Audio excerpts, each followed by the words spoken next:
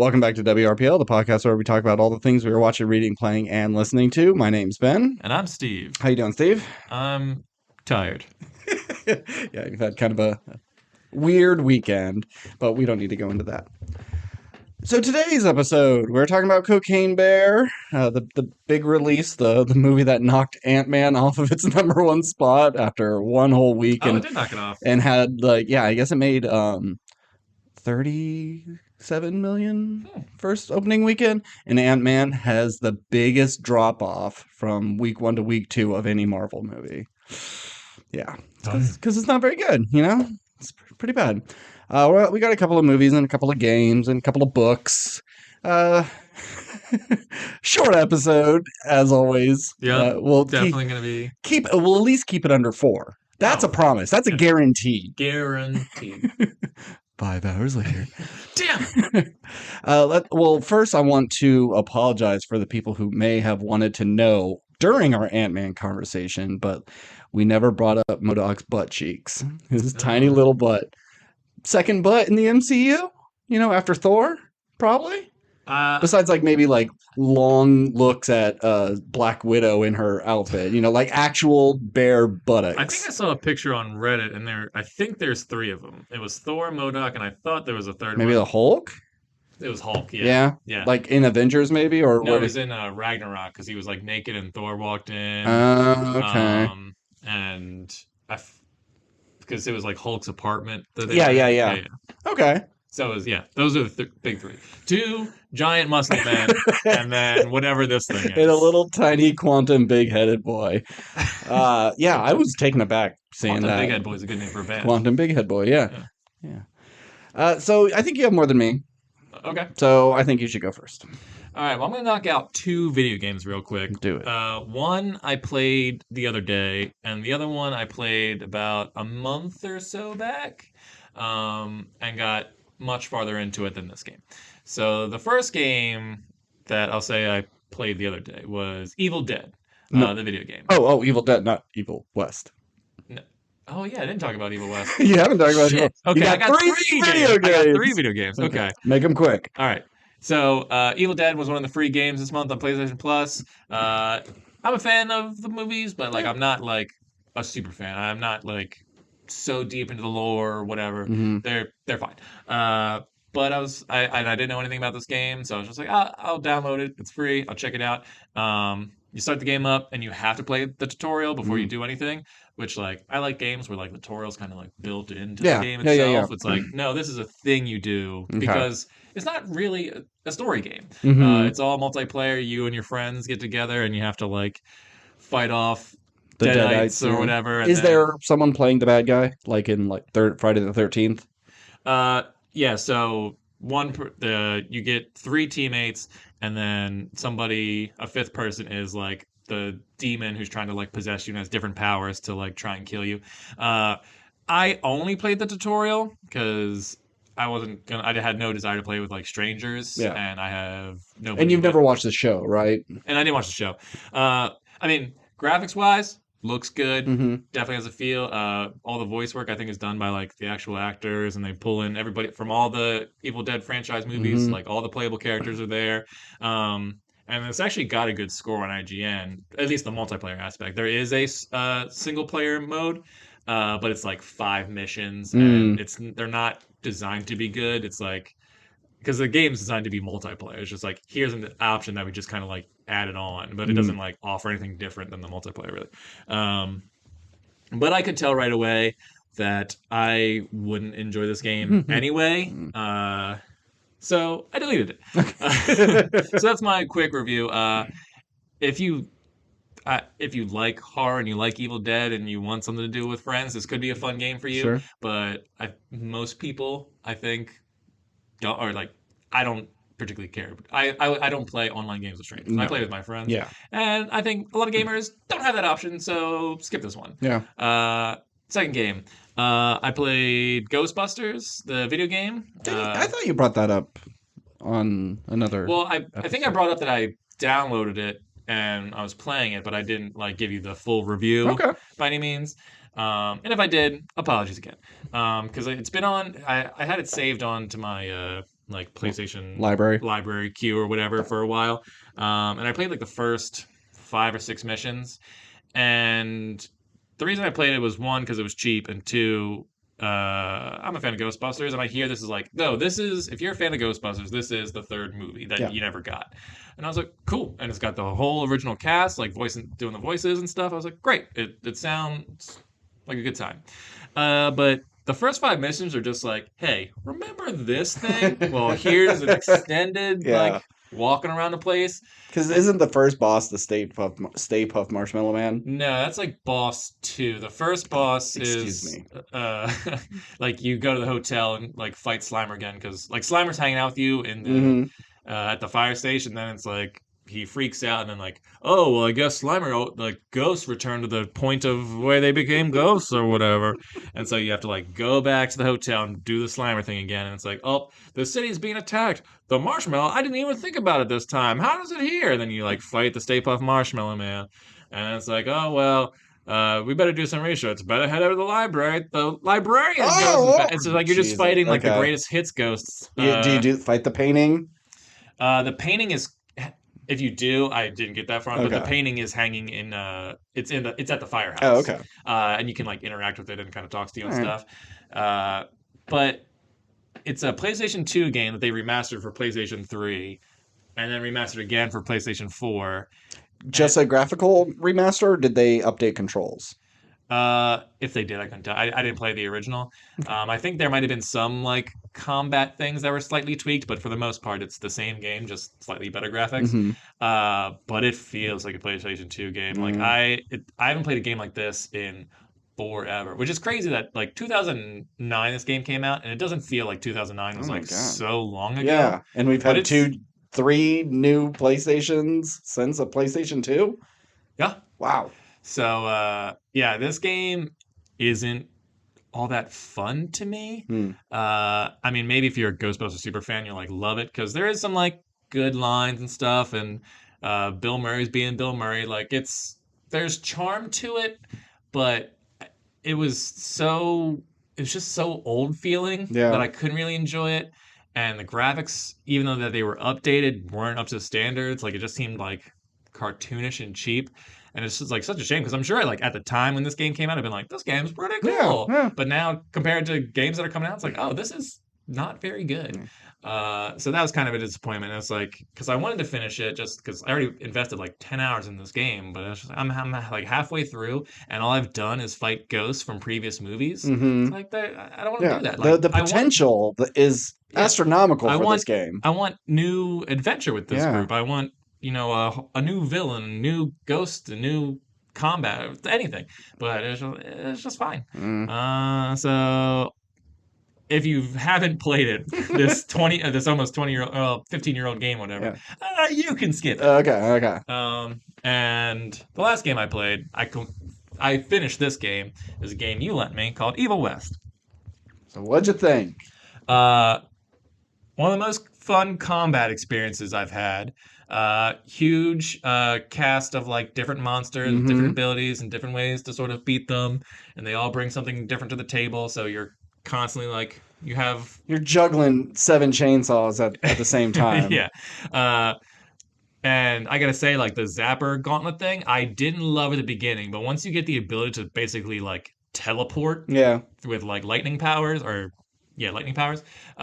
became a lot of fun, because I just loved like punching a guy over here, uppercutting him exploding in a pile of like blood and guts, and then I look over and then I like zip to this guy like across the map, and it can even be big guys too. You can't pull everyone to you, but zip into some of the bigger dudes. I totally forgot I could pull. Oh yeah. At a certain point, when they first introduced it, I did it because like they kind of make you do it. But then I was like, why would I like pull them towards me? I can just zip to them. Yeah, and it's like all these people, they want to hurt you really bad. Get closer, monster who slashes through anything that I do. It does make more sense to like no zip to them and then back off if necessary. And I love that all the ammo was infinite, so I get to collect ammo. Yeah. Like that was there's a cooldown, but who cares? Yeah. The upgrading system was fine, but I also liked that every level or every other level there was a thing where you could like exchange your like money and points to like get new stuff if you don't like the loadout that you currently have. Sure. But I don't like that you have to reset it the whole time. Like reset it to 0 and start fresh. Just let me socket and unsocket things. Do you want this? No. Get all your stuff back. Pick something else. Right. Why do I have to start from scratch? Because there are things like, shit, did I get that one? Or, oh, fuck, I forgot to re-pick that one and I need it because in order to get the later thing, I need to have that previous thing. And I mean, I guess I would rather have it be like start from 0 than not at all. Yes. There's definitely like things I got early on where it's like, I don't use this anymore. Like, I don't need this. But there were times where I'm like, all right, I could spend like 10 minutes doing a new loadout, or I'll just go play this other level. But I'm glad you recommended playing on easy because I think I had a lot more fun. I only died twice, I think, playing on easy. But I also didn't.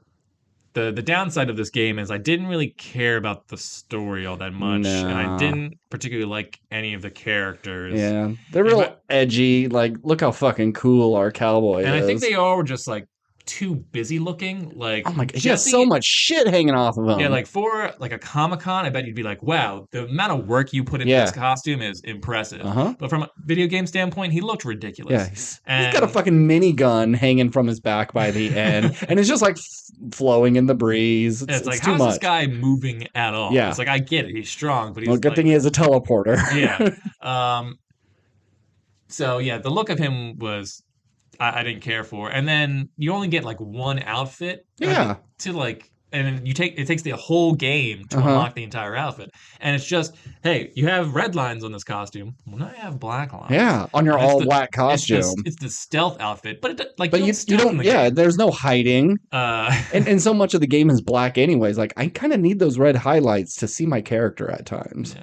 And I mean, there is like another costume option under that, so I don't know if that's a New Game Plus thing or if that's just like a. I think there's at least 2 more. Or maybe, but it's like, but you can't get those. No, it's like, then don't do that.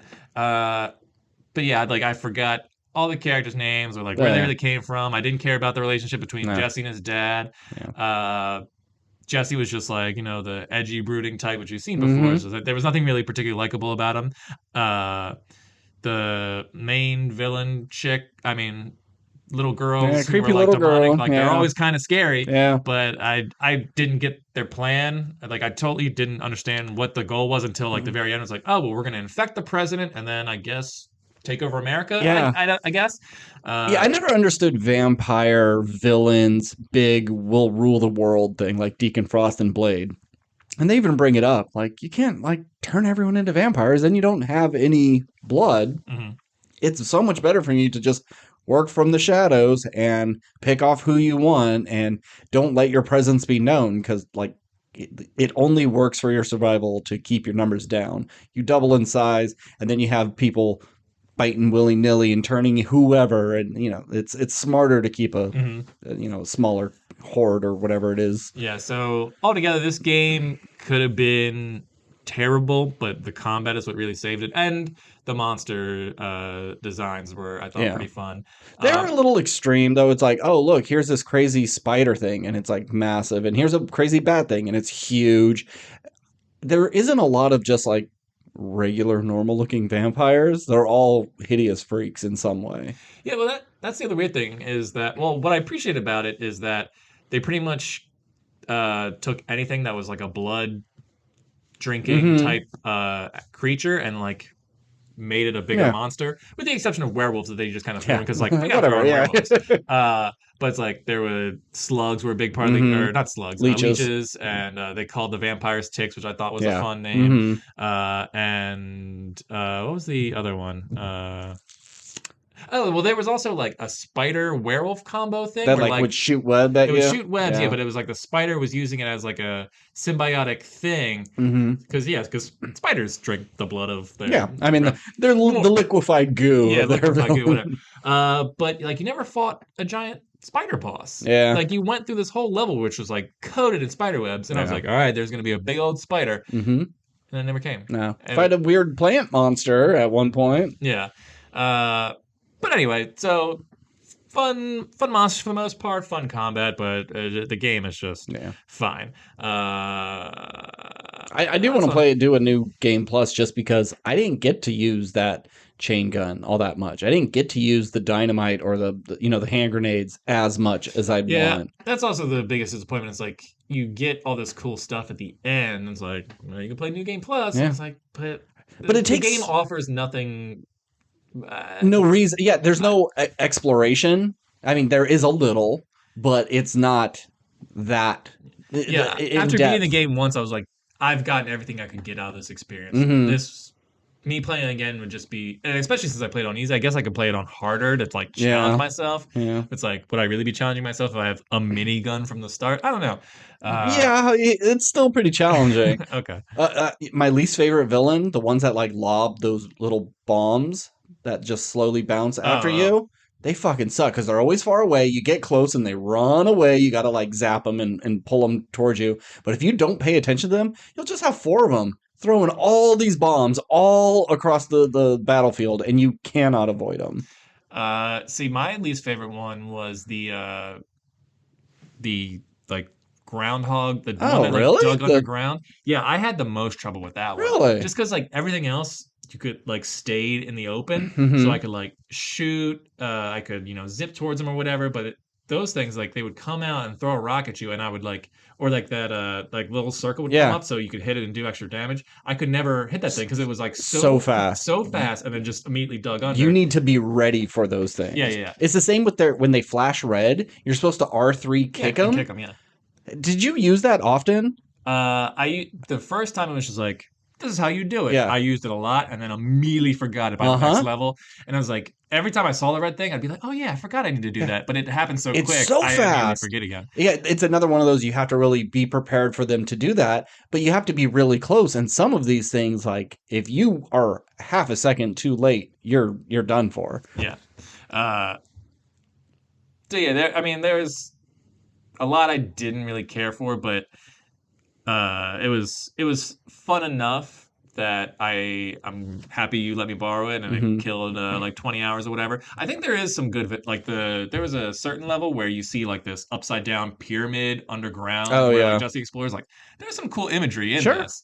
It's just wasted. And also I think this game feels like a PlayStation 3 era game Hmm. that they were like, well, we've been working on it for a long time, and then it got put in the back burner, or like the studio ran out of money, but now we brought Hmm. it back for the PS4, and it just feels like it is from a different time. It is it, especially with it not being an open world thing, which I'm fine with. It was Not every game needs to not be. never every game has to be and it really worked for this, but it feels like everything you can do and see in this game has been done before and probably better, but it's not really slouching in that area Mm, either. It's like, yeah, we've been doing this for years and this is as good as you're probably going to get for some of these things. yeah.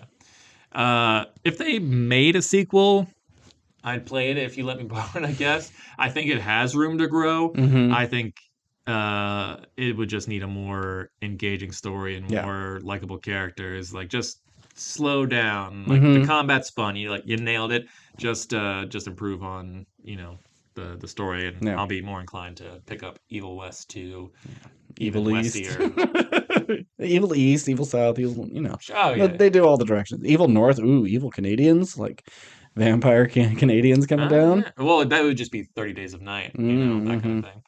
Evil South would be Mexican vampires. And then Evil Yeah. Mexico South. I mean, it Well, no, is I Southwest, know it's but south, but I was just like, you could do like Brazil or something. But I guess I'm trying to. It's like you could go more jungle vibe if you're trying to. It's like sure. America's the. But it's like America's the West, but you're just the West in America. But then you're picking direct. Never mind. Yeah, and it's like Evil West, and it's really the Southwest, Yeah. because the Northwest is very different than uh, the desert that we associate with cowboys. So yeah, 3 games. Aren't you cool? Uh, And I didn't love any of them. I'll. I don't have a lot to say. I'll do two things real quick. I started watching Animal Control. Have you seen the ads for it with Joel I McHale? have, and I'm a big Joel McHale fan. Mm-hmm. Community is the greatest comedy ever made.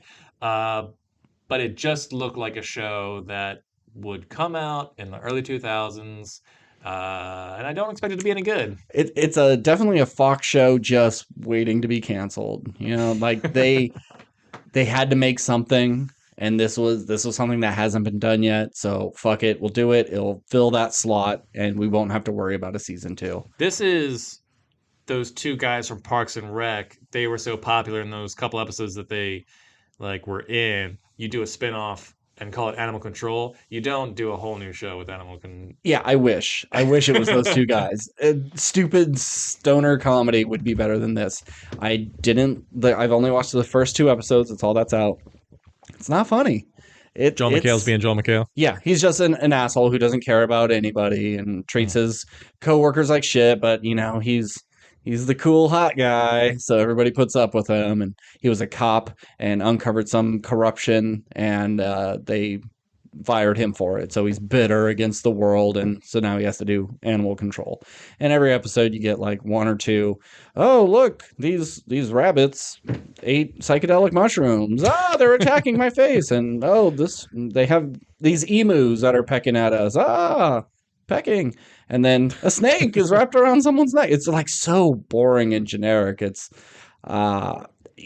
you really, for this show, the situations need to be really, really good because these characters are not interesting. They don't fall in love with them at all. They're just blank slates that anybody really could. And if this premise was put in like a Michael Schur's hand, maybe I was going to say, because I remember when Brooklyn Nine-Nine came out, it just seemed like, oh, well, I've seen this show before, or it's just, funny cops. It's like, oh, Andy Samberg's the lead detective. How many like illegal graffiti rings is he gonna like bring down this time? Yeah. But it was like, oh no, they were actually like smart cops who like did their job well, and they took on a whole slew of cases. But it was also just like super, super funny. Yeah. And it's like, that's what this, you would hope it would be. But I could tell from the previews it was not. It absolutely is not. So I probably will not continue. Maybe I'll give it a 3rd episode. Maybe that will win me over, but I doubt it. And so the other thing is Royal Assassin, the 2nd book in the Farseer trilogy. Never heard of it. Yeah. I'm sure you recommended all 3 of the books or talked about them. I did. I was. Okay. I was. Yeah. I know, but I couldn't remember like you saying anything about this. Like I remember it was in our very first episode. Really? Was this book? Was the Farseer trilogy. Oh, okay. We talked about Space Jam and Farseer trilogy and, a slew of other things. When I was editing the last episode, I was just kind of like, oh, I wonder what that first episode sounds like. What's the audio quality like? And, it's not great. And I listened for about 20 minutes. I didn't get to the Farseer trilogy, which is funny. But do you know what is the very first thing that we reviewed? Not the main topic. Right. Very first thing. And it was one of yours, too. You started us off. Oh. Give me a hint. It's an animated movie. An animated movie. For adults? Not primarily, no. Shit. Yeah, just tell me. It's Luca. Oh, really? Yeah. Huh. Yeah. Anyhow. So, Royal Assassin. About 25% in, and it may be a bit before I can give you a full review on this, because with the app I use, I get 2 weeks. The first book was like 17 hours, and I listened to things on like 1.25 or 1.5 speed just to have enough time to get through it. This book is 29 hours long. Is it really? Wow. Yeah.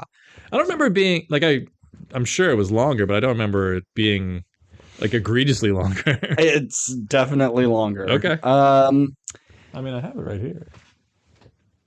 So I knew I can't do a 30-hour book in 2 weeks with how much else I watch. So I decided I'm not going to crank this up to 1.5. I'm going to listen to this on normal speed and really just get into it. And if I don't finish it, no biggie. I'll recheck it out, even if I have to wait a couple of weeks, because I don't want to put this on like 1.75 just to get through it and lose a bunch, because you really do. So let's see. I'm at the point where, what's her name? Ketrigan? Mm-hmm. Terrible name. Everybody else has kind of like, I don't know, world real names. Like they make sense. And this sounds like a Mortal Kombat character. It sounds super fake. Like no queen in waiting would be named Ketrigan. Yeah, well, I think it's just one of those things where it's like it's how you really establish different Different societies. It's lands, like, yeah. oh well, Fitz comes from like this very proper like English English, name place. yeah. It's like, and then like Like they're weird mountain there, people. yeah, And then she never gets really into the details of like her caramel colored skin and her almond shaped eyes. They never get in so specific that you're like, yeah, know what race this person is. They're pretty vague, but I'm assuming she's not white. But I well, just don't know what. yeah. Well, it's funny because like I think in our brains, and especially in the fantasy world, you often think unless you specifically state this character is this color, Yeah. it's just like you just assume that it's They're like, oh, they're Ned Stark, they're Yeah. some white guy. Everything's it's a European sort of Yeah. thing. That's And- where the castles and the knights and everything came from. Because up so- until recently, pretty much all of fantasy has been written by like white guys, or white women, because Robin Hobb is a white woman. Yeah. But I believe, if I remember correctly, Robin Hobb came out and said like, no, Fitz is like dark skin, like brown skin. It's Your like covers of your book would well, and that's the thing. She had no say. I think she had no say. Like that cover was designed by the publisher, and like they hired someone, and it's like they picked that look because like this will sell because it looks like fucking Bilbo or Frodo on that first book. It's and there's alternate covers or whatever, Sure. but like apparently, and according to her, Fitz was always a dark skin. Like people from the Six Duchies or whatever, like they're of the darker skin. And I don't mean like black. It could be like brownish skin or whatever. I really don't remember. But I think Ketrigan might be like a white girl because I think she might have blonde hair or something. I don't really know. I don't remember, but like but I agree with you. In my mind, I was like, oh, she's like a Native American type or something like that. And then Fitz is the white kid. He's a white kid, yeah. But apparently that's not true. Okay. And hey, but she never really goes into the details of it. I think generally you shouldn't unless there's like it's helpful, especially when it comes to books that have larger casts.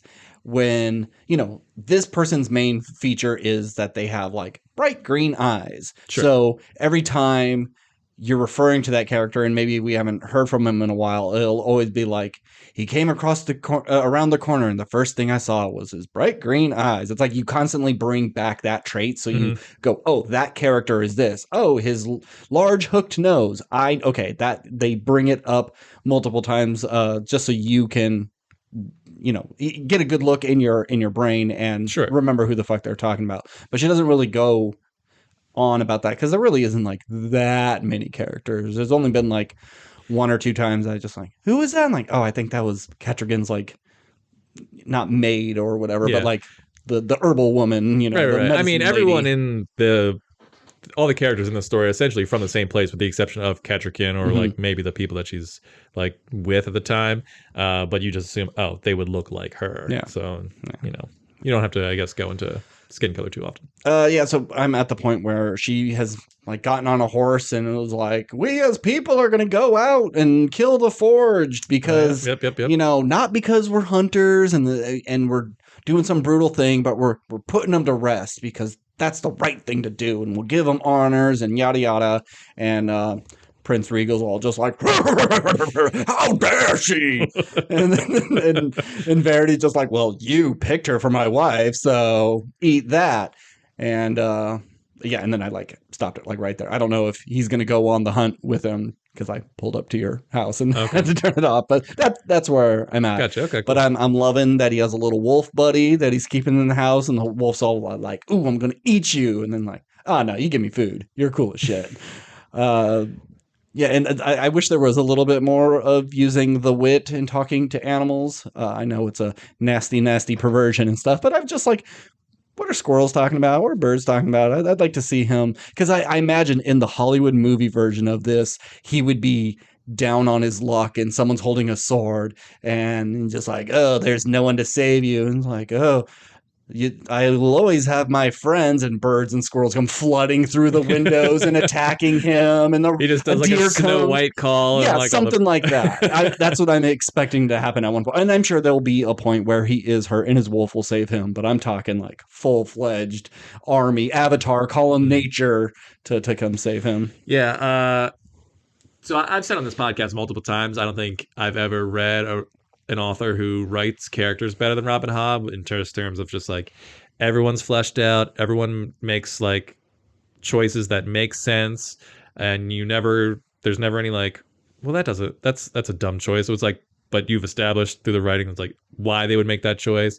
All the dialogue comes off naturally, and she writes Night Eyes so well. I love this wolf character because he starts out like kind of like not dumb, but just like I'm a wolf and this is how I think, and it's like I don't understand your human ways. You and I are, but you and I We're are a pack. yeah. You and I are like brothers. And then and it pissed me off because he's like, no, I'm a person, you're a wolf. And like, yeah, that doesn't matter. We're still a pack. And like, no, I'm gonna free you. Like, no, I'm already free. It's like no matter what he throws out, the wolf is just like, shut up, this is stupid. And he keeps like trying to force him win. Like, stop being an idiot. Just take your goddamn wolf friend. Yeah, I just like that relationship so much because it just goes to show like Night Eyes kind of teaches him like what stuff like actually matters. And just like I don't, or he's like, oh, I want to like be with Molly. I love Molly. It's like, all right, we'll mate with her and then we'll get out of here. It's like, well, no, I don't want to. I mean, I would love to do that, but it's like I'm gonna stick around and I'm like gonna help her raise the kids, and it's just like. What? That doesn't make like I just like that dynamic. It like lends to some funny stuff. But you know, Night Eyes takes on some human traits, and then Fitz takes on some wolf traits, and I like how they balance each other out. And there's some cool stuff. Now I'm picturing in the shitty Hollywood version when it's like, we got to sneak in here, and he's like, oh, good thing I've been learning from you, Fitz, and like they put a cloak on and he's walking on his hind legs, and it's just like, ma'am, yeah. I mean, I would love to see that version, but that's not what I mean by taking on each other's traits. But yeah, I love Night. I love all the characters, and I can't believe we haven't really talked about the Fool, but we don't need to talk about the Fool. No, yeah, I don't like the Fool. He's annoying. It's like he keeps showing up and like, ooh, cryptic. Why? Oh my gosh, get the fuck. I mean, and it's like just kind of like the spider in Game of Thrones. It's just like, I know everything because no one suspects me. I'm just a silly court jester. And I don't know. I guess he's important to the bigger thing, and he's gonna help guide Fitz. But it's just every time he shows up, I'm like say your piece and get the fuck out of here. Yeah, I remember reading him, and especially in the first book, I'm just like, I don't understand what this thing is. Yeah, and I didn't even realize he was kind of like sexually androgynous. Yeah. It's like you don't even know if it's a man or a woman or anything. And then book 2, like he gets kind of annoying, but then book 3, like he does play a bigger part. It's like. And then you kind of like learn a little bit more about who he is and stuff. And it's like, oh, this is like he's a really interesting character, but it kind of like takes a while to get there because the first 2 books kind of just established him as like this mystery character. No, we're talking about his rat on a stick. Is it a dead rat? Or is it a live rat that's his rat friend? No, I think it's a dead rat. Oh, okay. And doesn't he call the Rat King Shrewd or something? Like, doesn't it have like? I think it does, but I don't recall. Or Prince Shrewd. I don't remember, but yeah. Last thing I'll say. The reintroduction with Molly was so fucking annoying and frustrating. It was that sitcom bullshit of like, I'm not going to let you say what actually happened. I'm just going to be upset and storm off, and I'm going to just take things for face value, and I'm going to make a big to-do about this. And oh, you're drunk, and yeah, you're just a liar. And like, okay, I have a special fucking job. I can't tell you these things because of me, being royalty and a bastard, and you're like, I am sick. Like, talk to anybody in the fucking castle. Like, I was poisoned and I did just spill my drink. I'm not a drunk. And she's just like, I'll never trust anyone like you again. Oh God, shut the fuck up. And I know it's just like, because eventually they're going to get together at some point. They'll have kids by the 3rd book. I just know it's going to happen. But this point in the story is just really annoying. And there's like, well, you can't go talk to her. Got to keep separate. No, you can't be in the same room together ever again. Because the shame of the rumors of it all. It's so dumb and political of that time. And I get it, but it's just annoying. And we have we fucked up. We didn't roll at the beginning of this episode. Damn it. and I had it right here. I know you moved it too, and it was just like, oh shit, All we right. forgot that. But we can roll now. Yeah, you're done with. Yeah, book's done. Yeah, book's yeah. done. All right. I'll come back to you after the next All 75. right, here we go. We started late, so it's probably going to be a low roll. I'm going to say this is going to be a 7. I'm going to say 6. Oh, okay. 14. Oh, okay. Well, good for you. I'm still rolling well. Yeah. 9. 9. If we were playing D&D, Ben, your characters would have died multiple times. Oh yeah, yeah. I would have just like cut myself on my fork, like, or I'd bite my tongue because something was too hot and it would get infected. I'd just be. If I do play D&D, I thought of a character. I don't know backstory or anything, but like what I'd want to be. I want to be a cook. Okay. I want to be like the camp cook. And I can heal people with my spices. Like I was the cook of great kings of distant lands. And I've known throughout the world because I'm just like so fucking good with my ladle and skillet and all that. But then someone important died and they blamed it on my food. So I had to like bail. And now I'm just kind of like a cook for hire. Hey, you're going to go fight that evil wizard or that dragon or something? You need someone to cook for you. And so I come and I do the healing and kind of like a bard. Like I would tell crazy stories of my life and give advice, but I'm not really a fighter. I would try to fight with my skillet and a spatula or something. Yeah, I would say there's 2 things you could do if you wanted to be like a healer type character. One would be a cleric, which we already have, but I don't really care if people want to double up classes. And so that would give you your healing spells and everything, and you could worship a food goddess or something. Okay. It's like, oh, so it's like my people worship this food. We care about food. Like we come from a culture of just like food is the most important thing. It shows our love or whatever, yada yada yada. And that's how I became a good cook, and that's how I got this job with the king or whatever. And there's even spells that like generate food, but those aren't necessarily important unless you're doing like a survival campaign where like you have to keep track of food. Where like and like how much you can carry in your bag and stuff. Or like that. There's spells. It's like you could purify food and drink that like paladins have and stuff like that. So it's just like in case this is poisoned, now it's not. Or like you said, you could be a bard type character, and they still have some healing spells. It's just like they're not the primary thing. They just like buff people. But I guess it's like, instead of casting spells, you cast food, but it's like magical food, and that could be fun. It's just like I cast whatever spell, but just like take this bread, and they like bite it, and then it's like you got now they're buffed. That could be kind of fun. Yeah, I don't have like very strong attack points or anything like that, but I can make you better. Like have a little bit of the soup, and now you got super speed. You know. It's like I can, or hey, I can throw something out. The monster eats it. I give him diarrhea. Everybody goes up and stabs him in the throat. Yeah, things like that.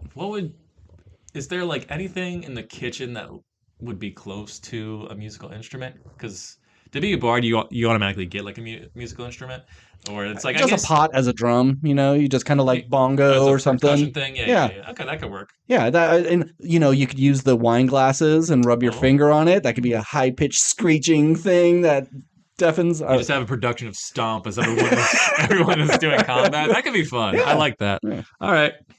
I'll invite you to the next game. My name is Chef Boyardee. Okay, so you watched some stuff, right? I watched some stuff. Yeah. I watched 2 things. How many things you watched? 2?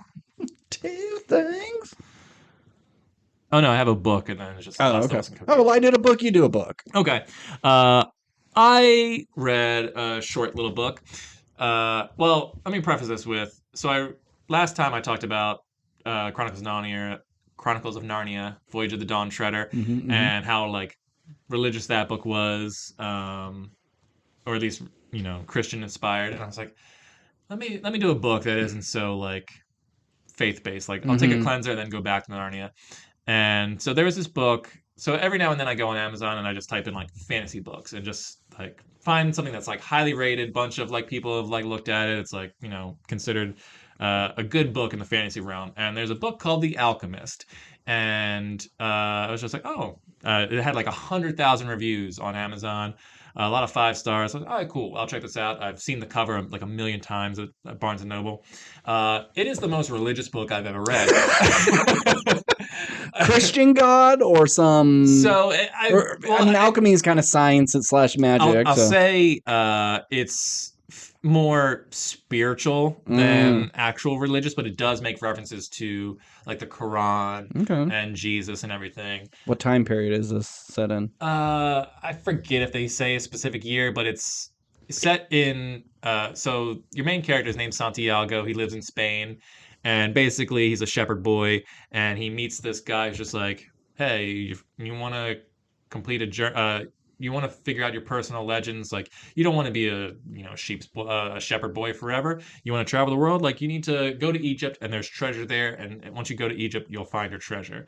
And so he goes on this whole big quest to find his treasure. And along the way, he like meets people and he like stays at the crystal shop and like helps this guy like improve his shop. And this guy like he opened up the shop because he was like, I needed to make money because I also wanted to travel, but then I got comfortable here. And it's like kind of just like he meets people along the way who show him like who teach him lessons, and the book is like full of wisdom. It's actually considered like kind of a self-help book, Mm-hmm. and it's connected with a lot of people, just because it just kind of tells you like, oh, if you want to like accomplish things in your life, you need to like listen to the omens of the world, and like the universe wants you to succeed, but most people don't listen to the universe kind of thing.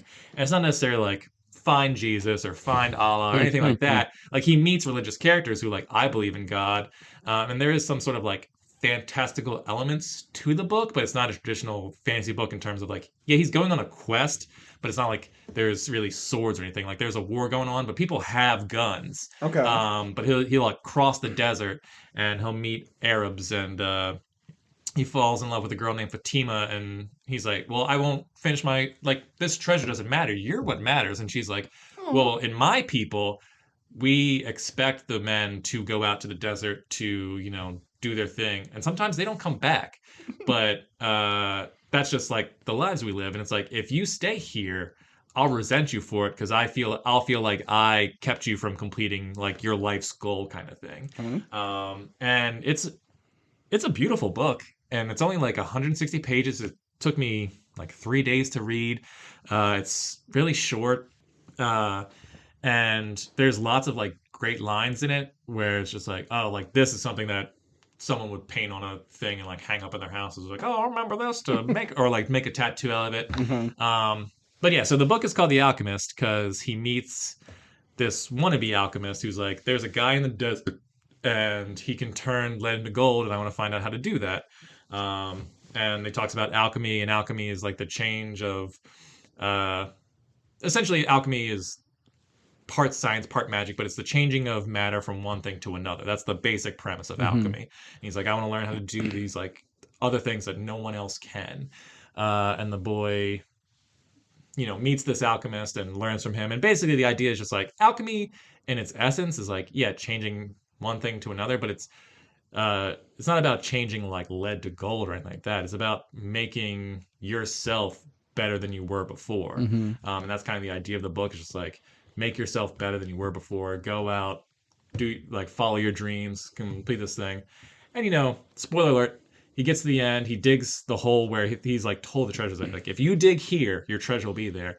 And he digs and digs, and some guys show up and they like beat him up, and there's like, and he's like, oh, and he like, long story short, he like talks to one of the guys who's like beating him up. And the guy's like, yeah, kid, I had a dream about a personal legend too, and told me if I went to Spain and I'd go to this field where like sheep are and dig under this tree, that's where my treasure will be. But I'm not like so stupid that I'd actually believe this dream that I had one time. And the kid's like, oh, my treasure was at home all along. And he like goes all the way back to Spain, and like the tree, he's like, he knows that tree because that's where he grew up, Mm-hmm. and he digs there, and then there's gold there, because it was just like, oh, some conquistador or whatever must have like dug it and like they forgot about it. But I guess the idea was like he needed to complete this journey to become better person, and then he was rewarded by completing his journey by going home to be with Okay. like Fatima and all this stuff. But anyway, it's a very sweet book, and it's spiritual without being like necessarily like preachy. It's not like trying to convert you to anything. It's just like the idea of like, yeah, there might be God, or God is the universe and the universe is inside of us because like we're all made from the same material.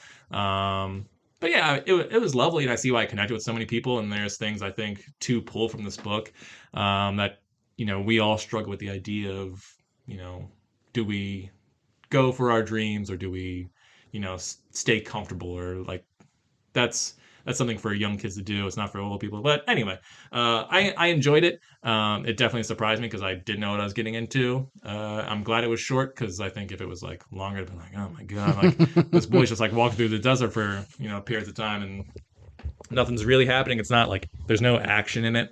But it's a fun ride. I think you would hate it because of how kind of like religious it is. Probably. Uh, but yeah, it was a good time, and I would recommend it to anyone who is Anyone looking. but me. Anyone but you. Yeah. I know I recommended like Wizard's First Rule to you, and I know you've read about the Terry Goodkind and how he's a piece of shit. Yeah. But it's a good book series, especially that first one. It's great. I think you should. I mean, of all the Terry Goodkind books, I think the what did you say was the Wizard's First Rule yeah is the first is his book. most famous and most popular book. Yeah. I think so. Yeah, I mean, when there's 13 of them, like when you're on book 7, you're like, okay, well, come on, let's fucking get to it. Especially since it's not like This is the bad kind of book. the big bad is like there from like, let's say book 5, and there's 13 of them, and you don't even like really know much about him until later. Like it takes a long time to really build up everything, but it's a good book. I think you should at least read that first one. But if you want one that, I don't want to call it lowbrow, but I just feel like it's kind of easy fantasy, and I totally see it being adapted into a movie. It's called the Warded Man. It's also sometimes known as the Painted Man, but just depending on where it was released. Okay, I was gonna say I think I've heard of the Painted Man, but the Warded Man I've definitely haven't heard it's of. a Peter V. Brent is or Brett. I'm sorry, Peter V. Brett is the author. But it's like, you put these little wards on your body, either like cut your skin or paint them, and allows you to stop demon things that come out at night, and they're all like elemental based and crazy lands and stuff. I think you would like it. Like the moment I started reading it, it was just like, oh yeah, this could easily be a video game or it could be a movie. And there's a couple books. I think I only read the first 2 because my library didn't have like the third one, so I just stopped. But I think you would like that as well, especially being a movie guy. Cool. So I watched 2 movies. I'll talk one real quick. It's called Backslash. It was on Shudder, I think, is where I saw it. But it was pitched as Attack the Block meets The Thing. Okay. Or I've even heard, what's that? The Native American TV show on FX. Reservoir Dogs. Reservoir. Not Reservation Dogs. Reservation Yeah, Dogs. Or it's Reservation Dogs meets The Thing. So it's up north Canada. So it's like Inuit people in their small town, bunch of kids, a lot kind of like that vampire Netflix one. You know what I'm talking about. It's isolated, and the kids are just kind of like bored of being there, and they see this polar bear, and it's all fucked up looking, like its arm is broken, but it's still trying to walk on it, and they're like, I don't know, rabies or something. Like, no, that bear's just fucked up. And it's an alien invasion. It's something it's puppeting whatever animals. So when it like gets into people, it's puppeting them, and they're all weird and twisty, and their faces look like they are wearing just rubber masks. It's just because it's a bunch of worms inside a skin suit trying to control. It needed a little bit bigger of a butt. It's really beautifully shot, like really primo, looks good, but the monsters are a little cheap. It does look like a guy in a rubber mask chasing these kids. You don't see a lot of like crazy tentacles busting out, and not very effect heavy. But the main thing that I don't like, and I hate to say it, but not just the kids, everyone in this movie is a bad actor, because they use like real Inuit people of the area.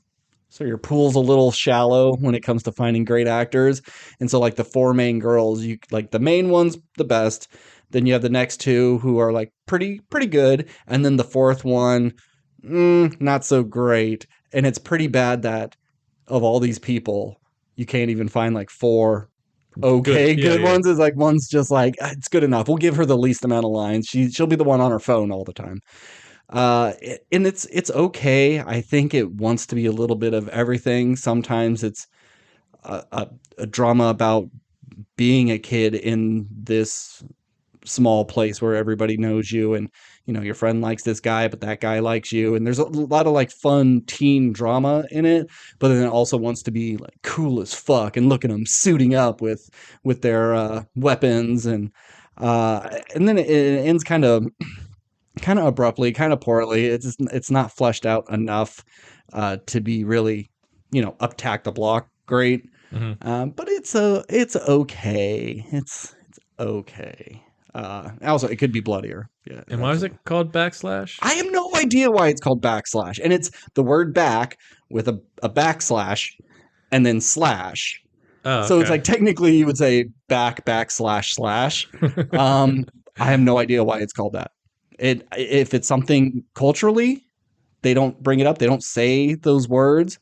Yeah, or if it's like the girls were using backslashes in like their texts a lot or something. Sure. But Like if it was a thing in that town, everybody uses these backslashes for something. I don't know. It could have been the name of an evil corporation that was drilling and uncovered the alien, and they were called backslash.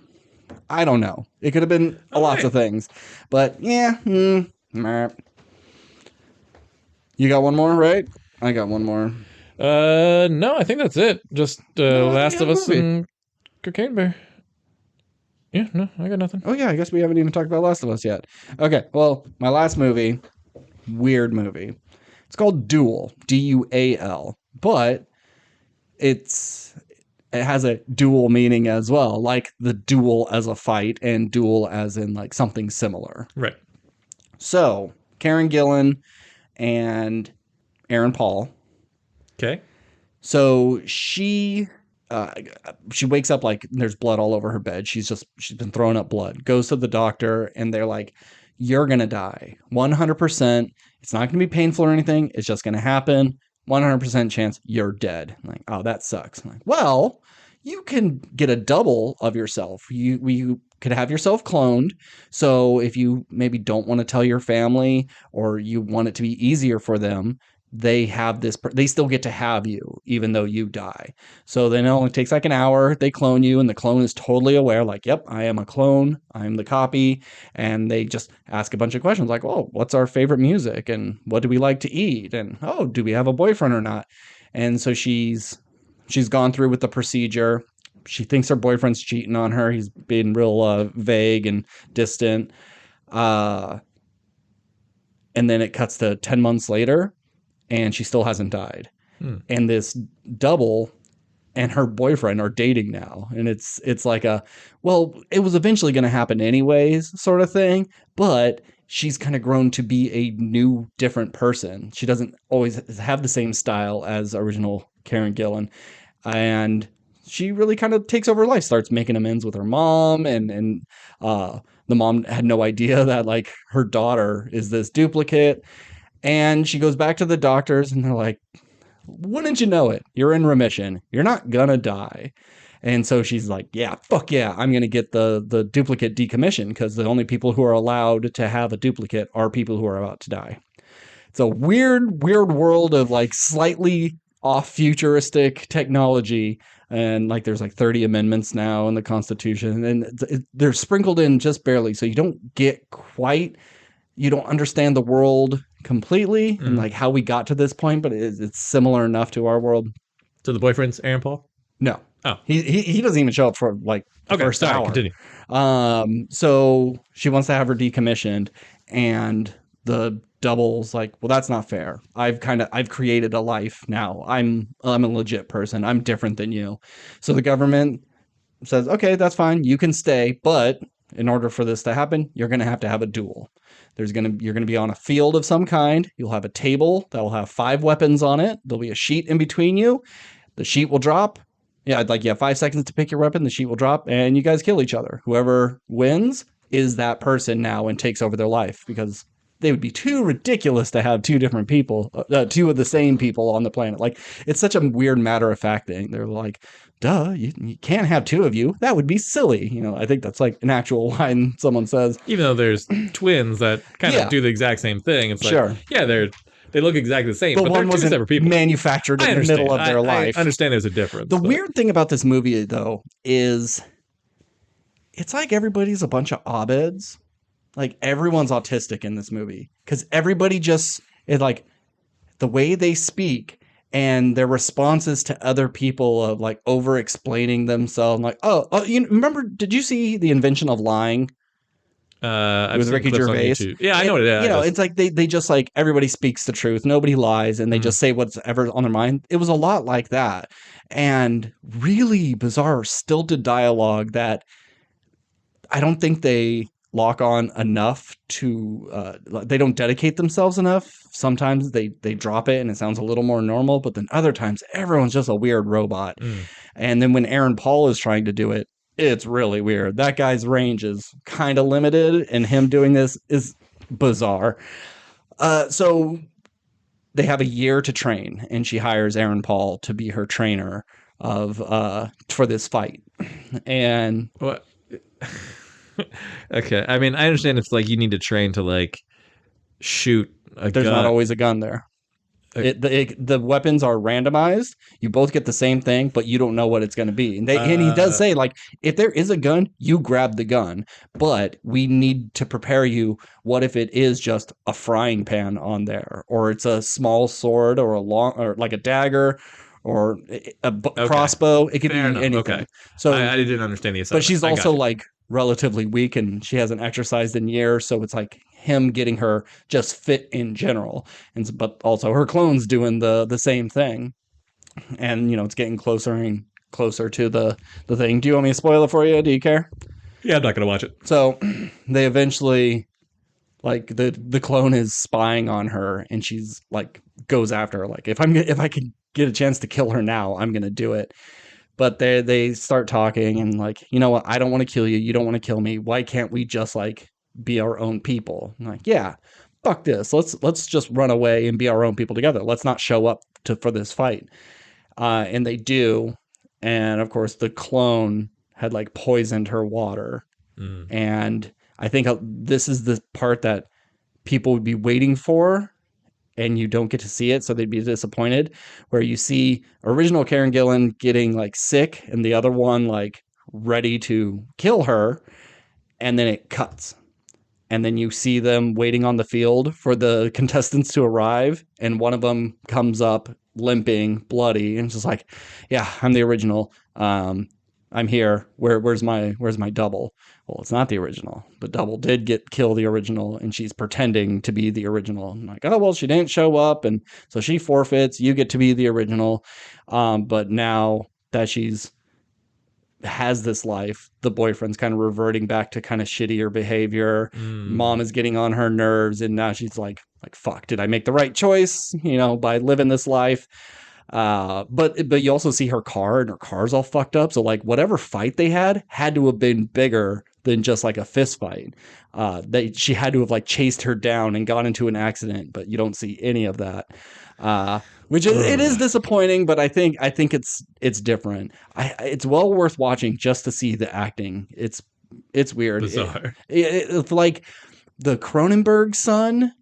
If he made Infinity Pool and Crimes of the Future, I think this would be a good movie for him. It looks good, but I almost just like don't believe the world and how people act. Whereas if he was in control of it, he's a better director to convey like this is a weird world without being too obvious about it. Maybe like the person who did Vivarium could have maybe handled this better, but it's fun. It's different. I liked it. It wasn't perfect though. I was really enjoying through the whole thing. By the end, I was like, that was good. Really just needed that extra thing. And I don't know if it would be that fight at the end or do it a little more traditional and have them fight in the field and just have a really good bloody battle. And you could be confused at who was left behind. But yeah, it just doesn't quite. Let me tell you this weird part. So, so Karen Gillan has to she got kicked out of her apartment, so she has to pay for this thing. She has to actually pay the clone, alimony almost while they train for this year. But she also has to pay for the cloning process, and so she's really in debt and doesn't really have all the money to pay Aaron Paul.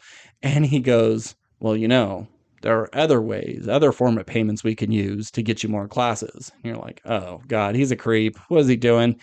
She doesn't take him up on it, but then she does, and they go, and she just teaches him like a hip hop dance class thing because he was too embarrassed to go to one on his own.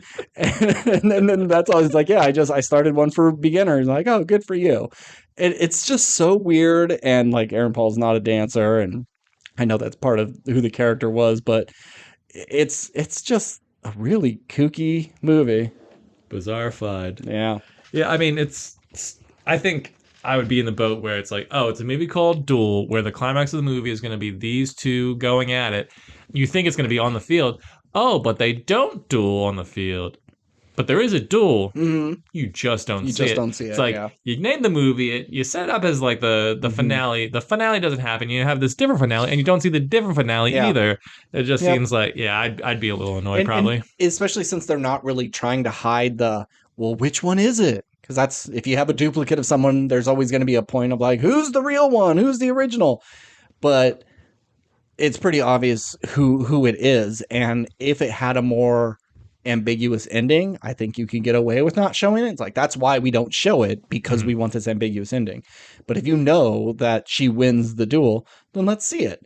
And was it a special effects thing? Because they're on screen together a lot, and it looks great. It's kind of a special effect we mastered, with cinematic masterpieces like Jack and Jill, like putting two Adam Sandlers right next to each other. So maybe it could have been a logistics thing. Maybe it was a money thing. I don't know, but you do kind of want to see that big fight. But I've never seen Jack and Jill, but I think I've seen enough. I think it might be a fun hate watch after all this time. No, I don't think I could get through that. The only thing I know from it is the Dunkachino part. Al Pacino's Dunkachino. Oh my God. That's the only thing really to watch. And because it's so pathetic, you hate cringe. I can't see how you can get through any Adam Sandler movie. He's a cringy dude. Just that little voice he does in most of his things, like in Huey Halloween. Like, how could you get through watching that when he's doing that dumb voice the whole time? Huey was hard, but I don't hate him like you do. Anyway, yeah, cool. That's Duel. All right, let's talk about Last of Us. Yeah, okay. Last of Us. Episode 7, titled Left Behind, just like the DLC. It's our little backstory of Ellie and how she got bit, and her little best buddy Riley, thank you. But them and their wives, or the E sound, Riley, Ellie, Abby. Women have names that end with other letters, or other sounds. Nope. No, not in this world. Everyone. All the other women that had those kind of names are dead. Julie, Amy. Yeah, those are the only survivors. Yeah. Yeah. No Francesca. No Helen. You see, there was a Tess. There was a Tess. But she's gone. Yeah. If they called her Tessie, she'd probably still be alive. She was stuck around, maybe. Yeah. I don't know. So, did you like this episode? I did. I think the Left Behind DLC was probably the first DLC I ever played. Did you buy it? Or did it come included in your version? I don't remember if it was on the version I played the very first time. Mm-hmm. I want to say no, but then once I got my own PlayStation 4 or whatever it was, I think that was the first game I bought, and it was the remastered version with the DLC on it. So then, of course, I played it again and played the DLC. I really like the DLC, and I think this episode captured pretty much all that, but then added on to it because we never saw Ellie in school or anything like that. Mm-hmm. And we don't see much of it anyways. I really did want to see us in the classrooms and see sort of the propaganda that they tell them about, and just what it is. All we saw her is in gym class. Right. I think there's some beautiful cinematography in this episode. There's some really good uses of lighting and, some sweet moments. And it still impresses me every time we watch an episode. I'm just like, oh man, it's like straight from the game. They did it again. I am disappointed that they didn't throw rocks at cars. Yeah, I lost that. I only did the DLC one time, but I I lost that game. I don't know how. I don't think I was paying attention to what I was actually supposed to be doing. Mhm. And so she got a couple of windows ahead of me, and then I just never was able to catch up. And I mean, it's just like a dumb mini game. I mean, that whole thing is really just all mini games. Yeah, so it's not like important that it's not like it was required to be put in the show, but I don't know. It's just something I was kind of looking forward to for whatever reason. I don't expect them. Spoiler alert for second game. There's like a Nerf arrow game. Oh, yeah, in the aquarium, in the right? aquarium. Yeah. Yeah, we can cut that out. Yeah, we can cut that out. I don't expect that in season 2 or 3, whatever happens. But I was like, they should have thrown at least one rock through a car, just as like a nod to it. You know? She does break some glass. She does. Yeah. But yeah, I thought it was really well acted. I thought the rooftop stuff when they first like sort of leave the bunker looked not cheap, but it's like definitely looked like a set where everything else in this series so far has looked like so good. I kind of forget I'm looking at a set. Yeah. But that I was like, this looks different from everything else. It looked like the intro to Batman's part in Joss Whedon's Justice League. Ben, thank you. I thought that was going to be too specific, but I was like, that's immediately what I thought. I was just like, that when the fucking flying thing came up, and the guy's just like, oh, I got this money with a giant dollar sign on it. Yeah. Hope no Batman gets me. That's so weird that you bring that up, because that's exactly what I thought Steve, about. you and me, we have the same brain. We've established this. Best friends. It's only one brain between two people. It's not the best situation. Yeah, so the fact that it looked like it came from a Zack Snyder comic book movie, I was like, this looks weird. But then technically that was a Joss Whedon reshoot. You know, that wasn't in Zack's original plan. It was something to introduce the parody. I'm sorry. But anyway, I will say for pacing, I thought this episode was a little slow. A little bit. I thought like by the time we got like 35, 40 minutes in, I was like, all right, how much time's left in this episode? And I knew it was like getting close to the end, and I wasn't sure how they were gonna like finish it and all that stuff. But yeah, I mean, all together, I still really enjoyed it. I don't know if it's like my favorite of this season by any means. But yeah, I mean, I'm glad they included it, and it's like it's cool to see it like in the chronological sort of like sense of like in the game, this is where it would have like popped up kind of thing. Because before it was just like, no, you play the whole game, and then if you want, here's a little bonus episode.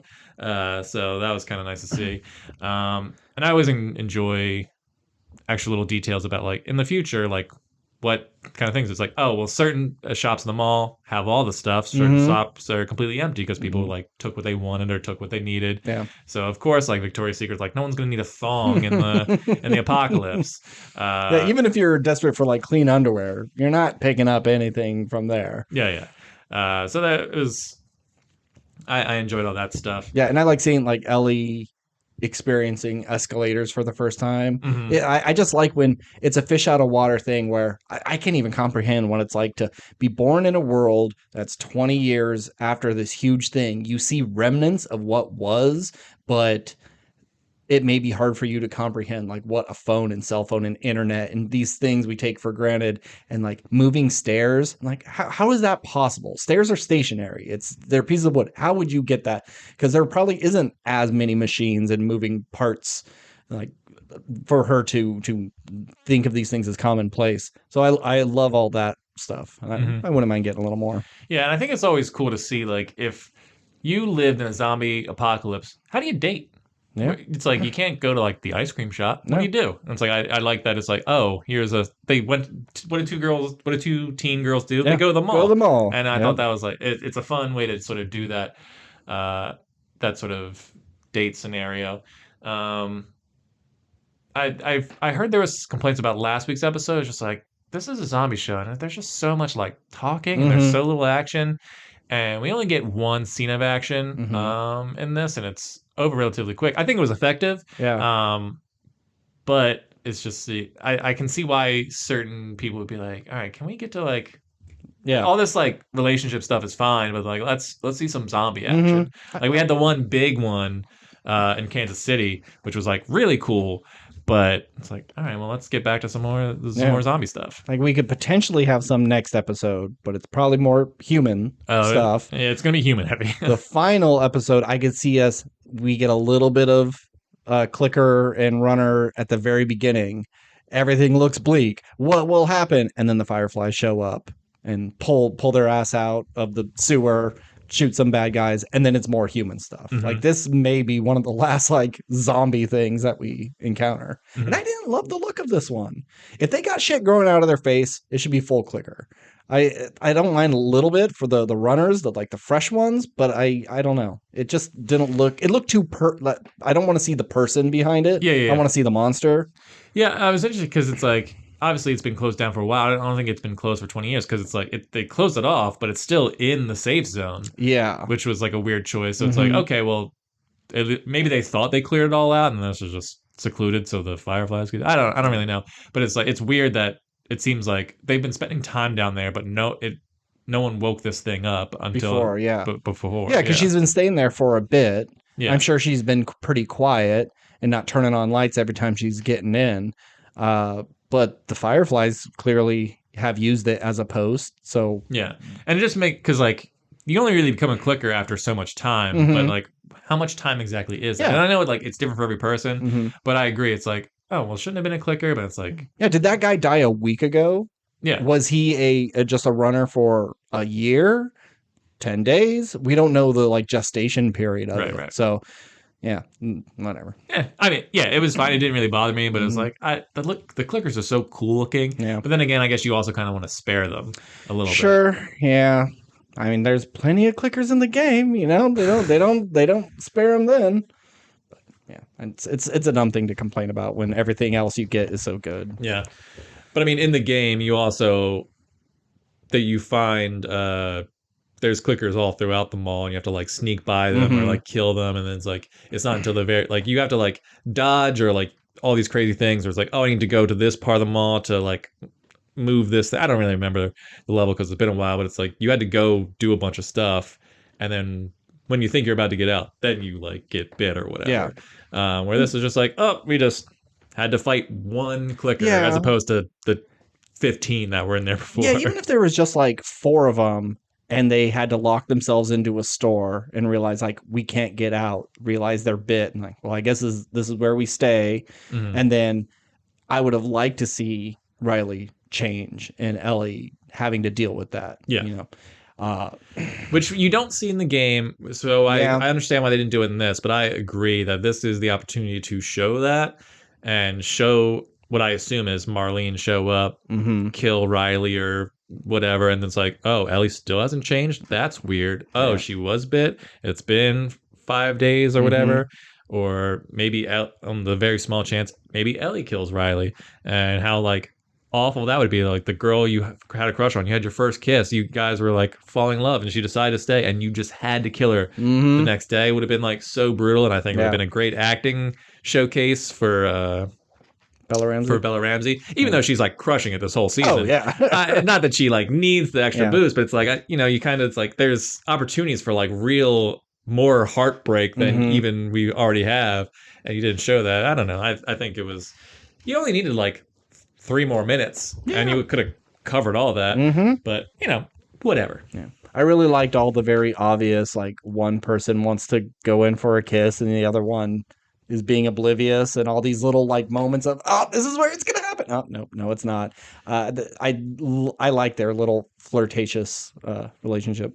Yeah, usually that kind of stuff like I hate in movies because it tries too hard, the camera lingers too long, or it's like, oh my god, just like kiss already. Where it's just like this, like it was a slow build that I think worked for me, and it was like, yeah, you could tell when those moments were happening, but I thought they were more subtle than I'm used to. They're more organic. In movies, it would always be 2 people, they bump into each other, they'd be really close and be like, oh, no, I'm sorry, and they would stay both aware that they almost kissed, and then separate. Well, let's get going. Where this is, one person looks like they are going to attempt to make a move, but another person is distracted. And then you keep doing that back and forth between them. There was never too much of a moment of like they're really gonna get into it. Yeah, or it was a thing of just like, oh well, like this is lingering longer than I thought it was going to.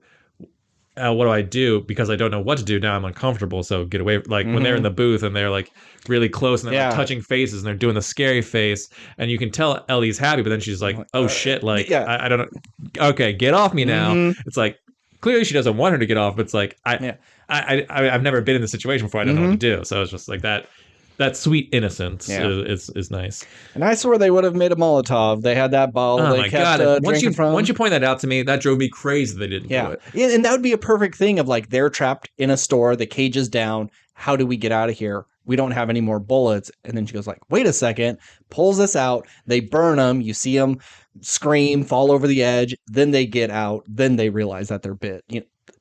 Boom. Done. Or when they get attacked, they do that stupid thing of just like, oh, the thing tackled me. I hit my head and now I'm unconscious, but the gun like fell away. Like if it was a thing where they were like trying to get out and like pull the gate down, but then the gun slides under the gate and then so it's like, oh, I can't reach it. What do we have? We don't have any weapons now. Yeah. Then you do the Molotov cocktail. Yeah. I think it could have been cool and scary and awesome looking. That would be Ellie has the thing and then Riley has been taught the thing from the Fireflies since, she's been making bombs and stuff. And they work together. But it could just be one of those things like, I don't know enough about Molotov cocktails or types of alcohol that are like flammable, where like maybe you can't light every bottle of whiskey that you get. Yeah, probably not. So that maybe they were just like, as cool as this would be, it wouldn't really work. We would need to have a reason for them to like have a bottle of gasoline on them or something. Sure. But it's like you also had those. You had an entire room of pipe bombs. Yeah. And you didn't use any of them. And you didn't. Yeah. Well, they weren't in. No, because she was living in the taco place and they were in the. Yeah, there was no reason for them to have it at the time, but it's just like it could have been one of those things where like, oh, they were getting chased. It's just like I got an idea, grabs a pipe bomb, and or when Ellie picked it up and gave it to Riley. Riley puts it in her pocket instead of putting it back when she goes to chase after her and then realizes it's in her pocket. Yeah, there's lots you can do. But good episode. Yeah.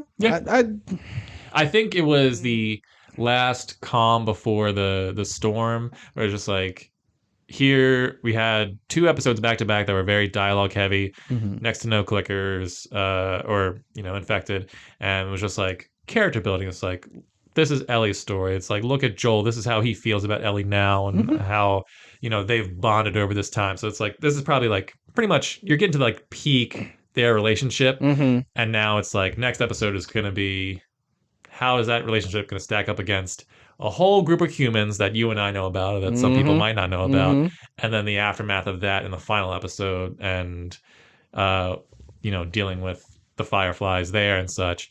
I think these next 2 episodes are going to be fucking badass, or at least I hope they are. Yeah. Does look like we're getting a knife fight in a burning cabin, so that's good. We'll see. Yeah. Well, let's get to our main topic. New movie of the week, Cocaine Bear, directed by Elizabeth Banks, and written by the guy that did The Babysitter on Netflix, and then the sequel, Babysitter Killer Queen. I liked The Babysitter. I did not see the sequel, because you said it was sequel's atrocious. Bad. Yeah, sequel's real bad. But yeah, the first one's fun. Yeah. First one was better than I expected. Yeah. So this movie, talking to someone at work, they were like, has that movie not come out yet? I'm like, yeah, it comes out this Friday. And that did not come out 3 months ago? I've been seeing ads for this fucker forever. And yeah, they really did start promoting this pretty early. But it's smart. There's everybody I talked to, everybody said, yeah, I'm going to see that. And makes sense why it dethroned a big Marvel movie. I mean, it's a Marvel movie nobody asked for. Nobody really cares about Ant-Man, especially the 3rd installment. But so based on a true story in the 80s, Bear got very loosely based on a thing that happened. Yeah, Bear, and apparently it really got popular, the story, because it was a Reddit thread, and someone put the response for about 3 hours. He was the most fearsome apex predator on the planet before his heart went out. And I think just people saw that and went like, oh, there's your idea right there. Because just saying a bear ate cocaine and died, that's like, oh, yeah, it's poison. Cocaine, it's pretty much poison. But to say like, oh, this bear was on cocaine and was like a crazy bloodthirsty monster, that's a great idea. And so they ran with it, but they ran in all types of directions. I did not love this movie, which is a shame because I love animals eating people movies. Mhm. And I have a list of why I don't think it works as well as some of the more simplistic ones. This one has like a pretty good concept where most of the time, this bear, it stepped in a bear trap and it lost one of its claws. So now it's pissed off against humans. Its cubs died. It's pissed off against humans. It's a genetic engineered thing. It's pissed off at humans. So this one just having a bear that is on drugs, but it's not like the humans really do anything to it. And the effects of the cocaine is very different. Sometimes he's just a chill dude and wants to like do a funny roll and fall asleep on guys. And other times he's going to chase down an ambulance to murder these people. Oh yeah, that's right. Because you could feel its vagina on your ear. Yep. Yeah. Yeah, well, honestly, the effects that the cocaine have on the bear is like the thing I have the least problem with, because it's just like you really don't know how drugs are going to affect a wild animal. Sure. And it's like, yeah, it's feeling good or whatever because it's like grinding up on trees, and then it just sees another living creature, and then in its cocaine fueled like hysteria, it's like, oh, well, because I don't know what you are and I have cubs at home, I better attack you. But then there's also a thing that we'll get to later with that also like drove me nuts.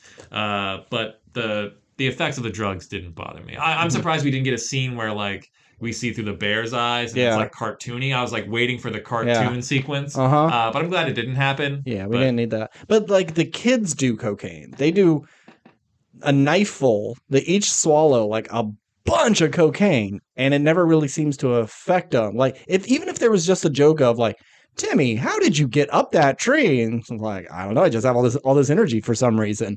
Okay, it's a funny line and it makes sense. The coke affected them. You don't see like the young girl that it affected her at all.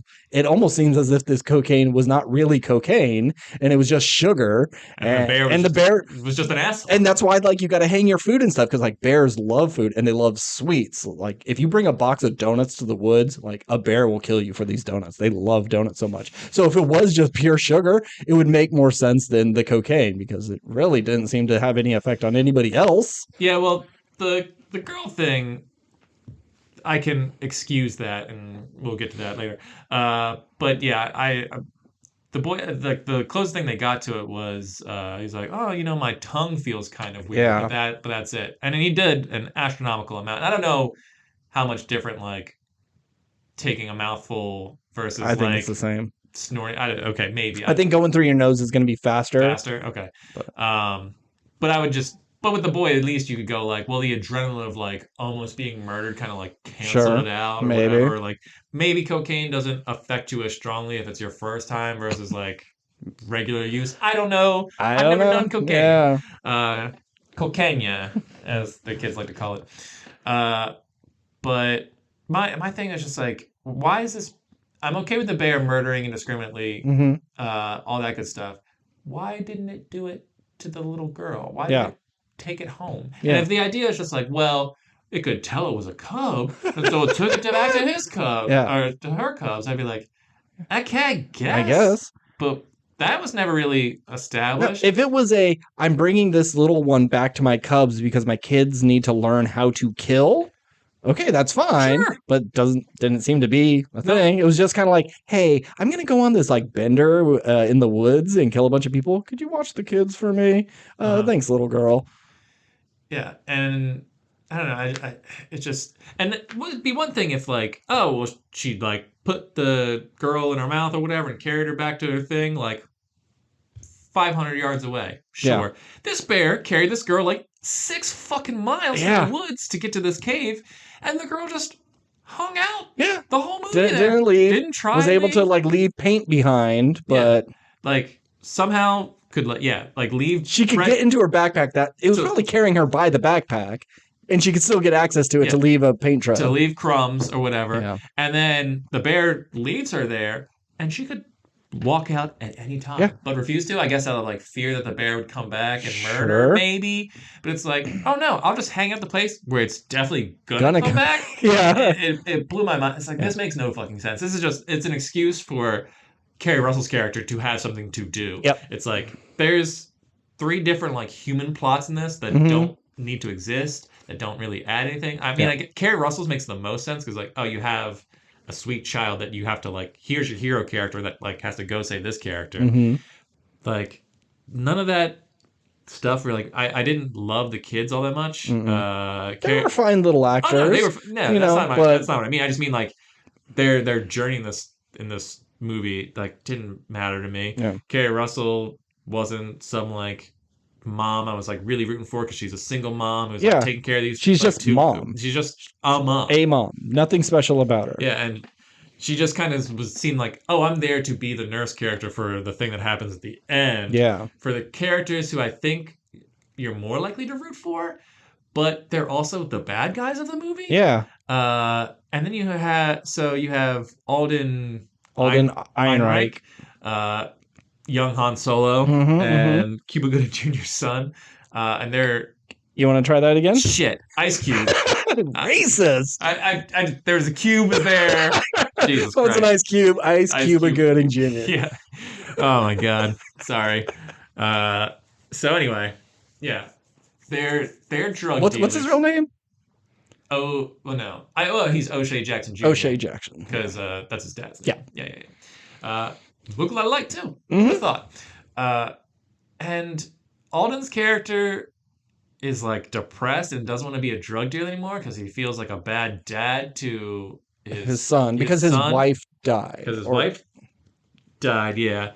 And his dad, Ray Liotta, is the one working with the drug cartel, smuggling all this cocaine, and is like, go get my son and like, let's finish this deal and all this stuff. It's like, so this like depressive drug dealing guy who's like so annoying throughout this whole movie, who's like saying all this like hippie stuff, who's like, gotta open up and whatever, and be a person. And O'Shea Jackson Jr. is the only guy who's just like, man, like I'm just trying to like do my job and you're making it hard. It's like I don't care about either of these guys. It's like I don't care if they live, I don't care if they die, and it does nothing for me. And then Ray Liotta being like the main villain, who's like shocker, who didn't see that coming. But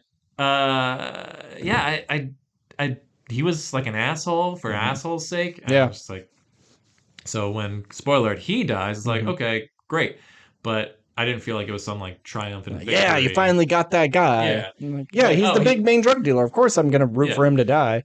But it's like I should be rooting for the bear to die because the bear is actually the one who's like being the real bad person here. It's like the bear is the bad guy. The only reason like you're rooting for Ray Liotta's character dies because like, oh, he kicked a cub. Well, it's like he's going to kick a wild animal. Yeah. Not that you should kick wild animals. I'm just saying like bears are scary. Yeah, you're on the side of a cliff behind a waterfall and a baby bear's coming after you. You're going to kick that fucker. It's like, oh, well, now he definitely deserves to die. But that's the main problem with this movie is that the bear should be the villain. The bear is portrayed as the villain in the trailer, except for a couple of the comedy things. And in every, Jaws is the villain. Whether he, he's confused or he lost his child, whatever the motivation behind Jaws, or just a hungry animal.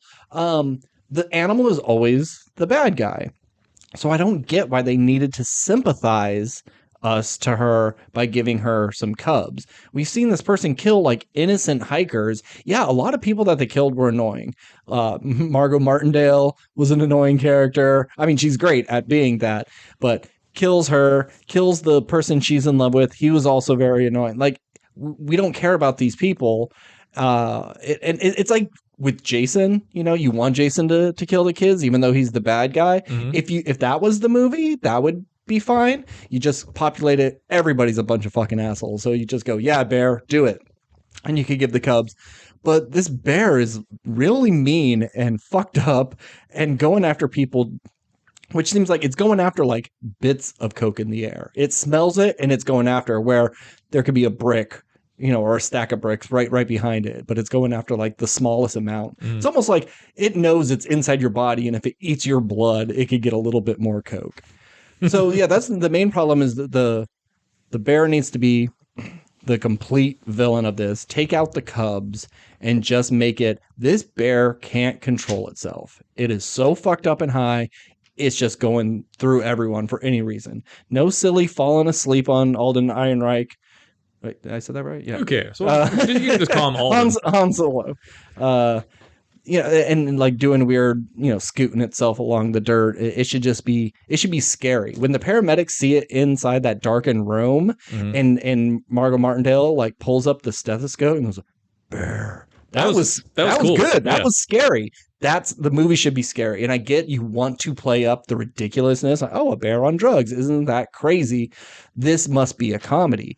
This didn't need to be, and because it really wasn't that funny. It was okay. It was wackier than it was actually funny, and actually had actual jokes. Yeah. And I think you needed to play up the scariness. I like that it takes place in the day. That's pretty scary. That just like a bear could be walking by and get you. But they want their cake and eat it too, because I think they want. Well, if this movie does well, we need Cocaine Bear too. And we got to have the bear survive. Like, the bear fucking survives at the end. It doesn't fall off a cliff. A rock doesn't fall on it. And then the cubs both grow up. And now you have like two mini cocaine bears. And like they saw what happened. And they love the drugs. And now they're hooked. You can do that. If Jaws could come back 5 times, you could have multiple cocaine bears. But the bear's just going to survive at the end.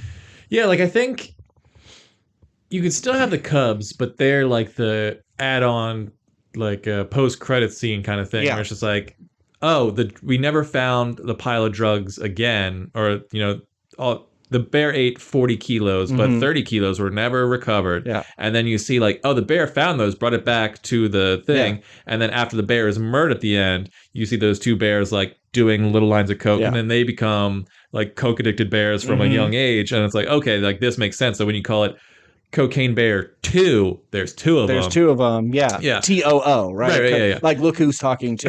And then the third one is look who's Cocaine Bear now. Exactly. So you get it. If you want to go that route, I mean, to the bear's credit, I think the bear looked great. Yeah, not too big. Yeah, like if this was other movies, it would be the biggest bear that ever existed. But just a normal size black bear.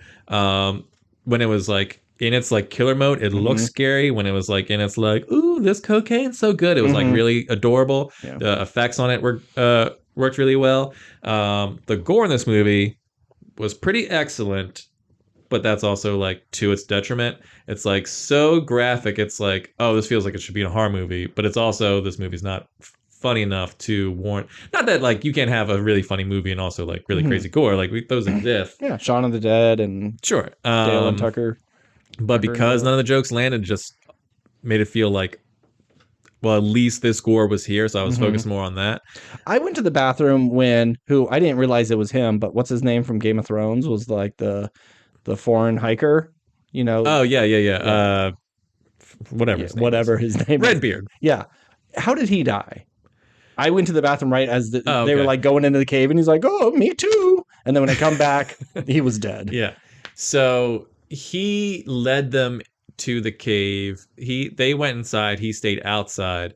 And as they were talking, you just heard a scream like, "Ah!" And they were like, "Oh, well, we can't."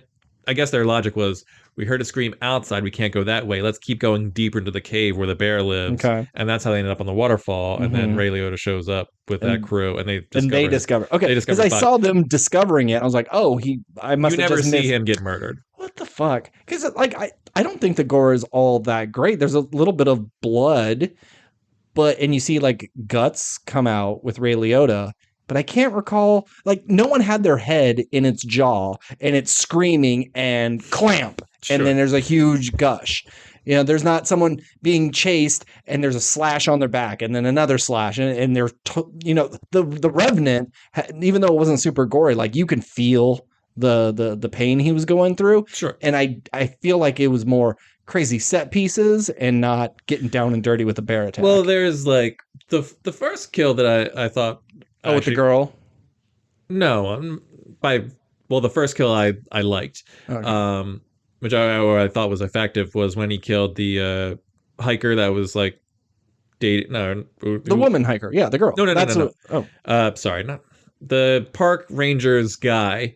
Where he was up in the tree and the bear like just zipped up and got him, but like put its weight on him so he couldn't fall down. Oh yeah. And he's just like eating him up, and you see the blood kind of pulling down. Like I thought that was like good. Yeah. that was a solid way to do it. And then, but I mean, like the way that all those kids were murdered, like there was like a guy's head in a bucket or something like that. It's like it seemed like the bear, and I was like, set up a prank.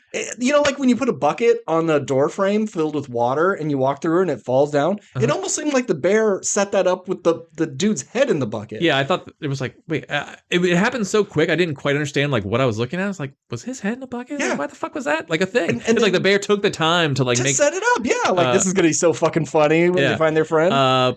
But like when the bear murdered the paramedic and his like wrist was like or his arm was in half, that was pretty gross. Margot Martindale like flying out the back and like her face sliding against the concrete always is just like, ooh, like there is some like pretty messed up stuff. I am flabbergasted that, you know, they do the classic horror thing of like they hear the bear on the roof and the guy's like has his like back to the door and there's like a little window, so you know the bear's hand's gonna come in there. The bear grabs his face, and I was just waiting for like the bear to like move its hand and just shred that guy's face, but it cuts away. It cuts, and I was like, I can't believe that just happened. Yeah, every kill should have been in glorious detail. Like this is how you're selling it as a hard R monster movie, and they cut away from shit. And it's just so interesting that there's so much talent in this movie, and no jokes land. It's not funny enough to be a comedy. It's not scary enough to be a horror movie. It's not actiony enough to be an action flick. It's just it's such a disappointment. And this was that movie when we did like who thought or whose idea was this? You remember when we were doing our thing? It's just like who asked for this? That's what it was. Oh yeah. Who asked for this? This was my pick. I was like, I think this movie sounds fun, and it just wasn't. Like no. It didn't have to be like a joke a minute. It didn't have to be super. I don't think it would work as a horror movie. I think that there is a horror movie of this that exists, but it would have been in one of those like B tier movies where it's like, oh my, it's just something that's like on Shudder. It's like, yeah, you can make this movie a horror movie 100%, but I don't think it'd be any good. I think this concept would have had to exist in the comedy world. I just wish it was funny. I had another thought, but it's currently escaping my mind. Oh, we didn't talk about the other plot. The third plot point of this movie was the cop going after Ray Liotta, who had like his dog thing. It was like, oh, can you watch my dog? And he's just like this sweet cop character, and then he gets murdered not by the bear, but by Ray Liotta. And it's like, oh well, he doesn't solve the crime. The drug dealers get away, and like, yeah, Ray Liotta dies, but it's like, but the drug dealers get his dog, and the cop who betrayed him, she goes back to work. And I thought she was going to just leave the dog on the side of the road. You know, I mean, I'm surprised. She probably would have, but yeah, this cop, this poor dude, all he wanted was to have a dog and have someone in his life. Didn't love the dog at first, but within a day, kind of like fell in love with the dog. And then he dies, and the bad guys who kill him after saving the guy, after saving the bad guys. It was just nothing. No character arc came to like a conclusion other than Alden's character like being okay by the end of the whole experience. Even though his dad's murdered, his wife's still dead. At least he's got a dog now. The cartel may come after him at some point. We don't really know, but his best buddy's alive. Lost a couple of fingers that the dog ate. There was another thing that the bear did. When Margot Martindale and then the forest ranger dude, whatever, I can't remember his Jesse job. Tyler Ferguson. Modern Family. I don't remember. I didn't realize that was him either. Looking at, I was like, that's not the dude from Modern Family. Really? That guy? Okay. That weird choice for that character. Like with that weird wig and everything. But so they're standing next to each other and they're hearing sounds, and one of them goes like flying off to the left, and then one of them goes flying off to the right. And in a horror movie, that's a thing jumping out of the bushes and grabbing you and and pulling you down. Sure. But you're being pulled in opposite directions. There's only one bear. Did he have telekinesis? How did he do this? And it's one of those things of like, if you got grabbed, the person next to you would absolutely see what grabbed you. This wasn't in the middle of the night with some tentacle monster that can sneak and grab your leg and zip you. This was a whole bear. And it's like he grabbed one, froze time, snuck around in a half circle, got into another bush, unfroze time, and grabbed the other dude. It's just weird filmmaking things like that works in other horror movies. It doesn't work for this. Yeah, and it was something that it was a pet peeve. And you remember the opening scene of Beast, Okay. where there's the poachers, they're hunting the lions, and they kill a bunch of lions, and then one guy's walking in front of the other guy, and you see the guy behind I don't even think you get to see him taken out. No, you see him get pulled down. But it's dead silent. It's like, buddy, where'd you go? Where'd you go? A giant fucking lion isn't that quiet. And so I don't know if you've ever been in the woods, Ben, but there's sticks and leaves, and they were in the bushes. That shit makes noise regardless of how quiet you're being. You're gonna hear that bear move. Yeah. And the slightest inch. Acorns fall, hit, and bounce a couple of times, and you go, hold on, there's something out there. There's no way to be silent in the woods unless you're the predator. And then take all that aside, maybe this bear is the quietest bear of all time. You got people up in the trees. Yeah. Looking down. Yeah. You can see this fucking bear. Yeah. There's no way you can't see him. It's a fucking bear. And it's one of those things just like, Timmy, do you see it anywhere? And he's just like, I'm afraid of heights. I can't open my eyes. Okay. Sure. One line. And you solve that problem. God. So, one of my other problems is there's a lot of characters and they're not connected well enough. So I have a little bit of an idea of how to connect these characters to make it more interesting. So the forest ranger guy, Modern Family dude, that's Carrie Russell's husband. Okay. And he's clearly a closeted gay, Don't say it like that. Well, I mean, that's what he looks in the movie. And I think being married to Carrie Russell is funny. It's like she's just stuck in this loveless marriage and she knows it, but she has her kid. And I think there's no reason that the boy why can't they be brother and sister? Why do they have to be just friends? Yeah. We don't meet the boy's family. So you needed him to be from the wrong side of the track, so he has a reason I've done cocaine. Versus she's a sweet girl, but I guess maybe. So you make them married, and I still think so that connects them, and then that connects to Margot Martindale having a crush on him and really disliking Carrie Russell because she has her man, but they're both she's clueless because he's closeted gay. Alden Ehrenreich. Why do you have to have Alden? Good old Alden. He's Carrie Russell's brother. Okay. They had a falling out because he got involved with drugs and went down that path. She got away from her dad and she didn't want to get her dad Ray Liotta. Her dad Ray Areola.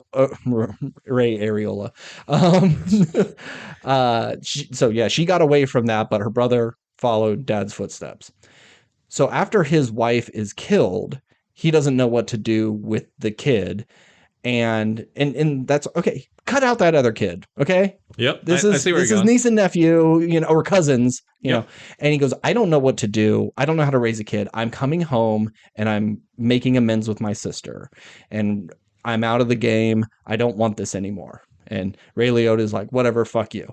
That's fine. You're out. But when this drop goes wrong and the packages fall in his state, he goes I have to have you do this. I'm like, no, Dad, I told you I'm out. I'm like, you're the closest person. I'm sending O'Shea Jackson Jr., right? That's his name? Yeah. Okay. Ice Cube's son. Ice Cube's son. I'm saying Ice Cube's son. I'm sending him he's already on his way. He's going to pick you up. You do this one last thing and I'll give you X amount of money or something that will just help with your kid will never have to want anything again. Sure. I'll never ask for anything again because maybe that's how his wife died.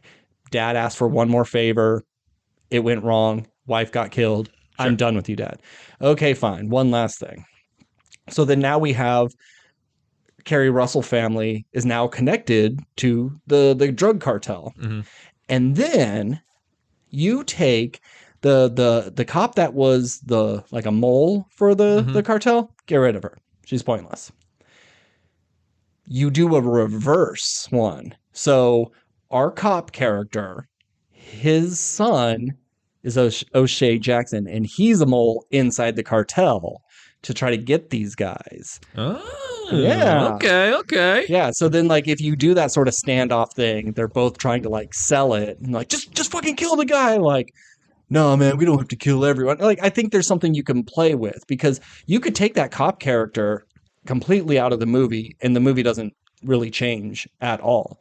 So then you have another little connection. So now all these characters are connected in some way to this bigger plot. And it's just by like simple things, but everybody is so. And you don't really have to like change who they are as characters, personally. Not at all. Yeah. But it gives, I think, like what's Carrie Russell's like deal? Like she really doesn't have one. But if you say her father was a drug lord who she ran away and didn't want any part of it, and now she's married to like a closeted gay man, you could kind of understand her life a bit more. Because in this, she's just a mom in a pink tracksuit. So yeah, everybody's just a little bit connected, and it doesn't matter about like any of the like the punk kids or the hikers or anything. That's fine. They're there to be killed. You know, you have these 35-year-old punk teenagers. They're only in the movie to die. Hikers only in there to die. They don't need to serve any other purpose than that. And then you just make that they find the cocaine relatively early, maybe kind of deep, and they're on their way out. And the bear is just tracking them because they don't necessarily know it's on cocaine because it just wants more and more and more. And that's all it is. Just wants more cocaine, goes after him, kills them off one by one, yada, yada, yada. I like it. Yeah, simple enough. And it doesn't even change anything of the movie, really. Just relationships. Yep. But at the end, the bear dies. And then the bear dies. There's no cubs.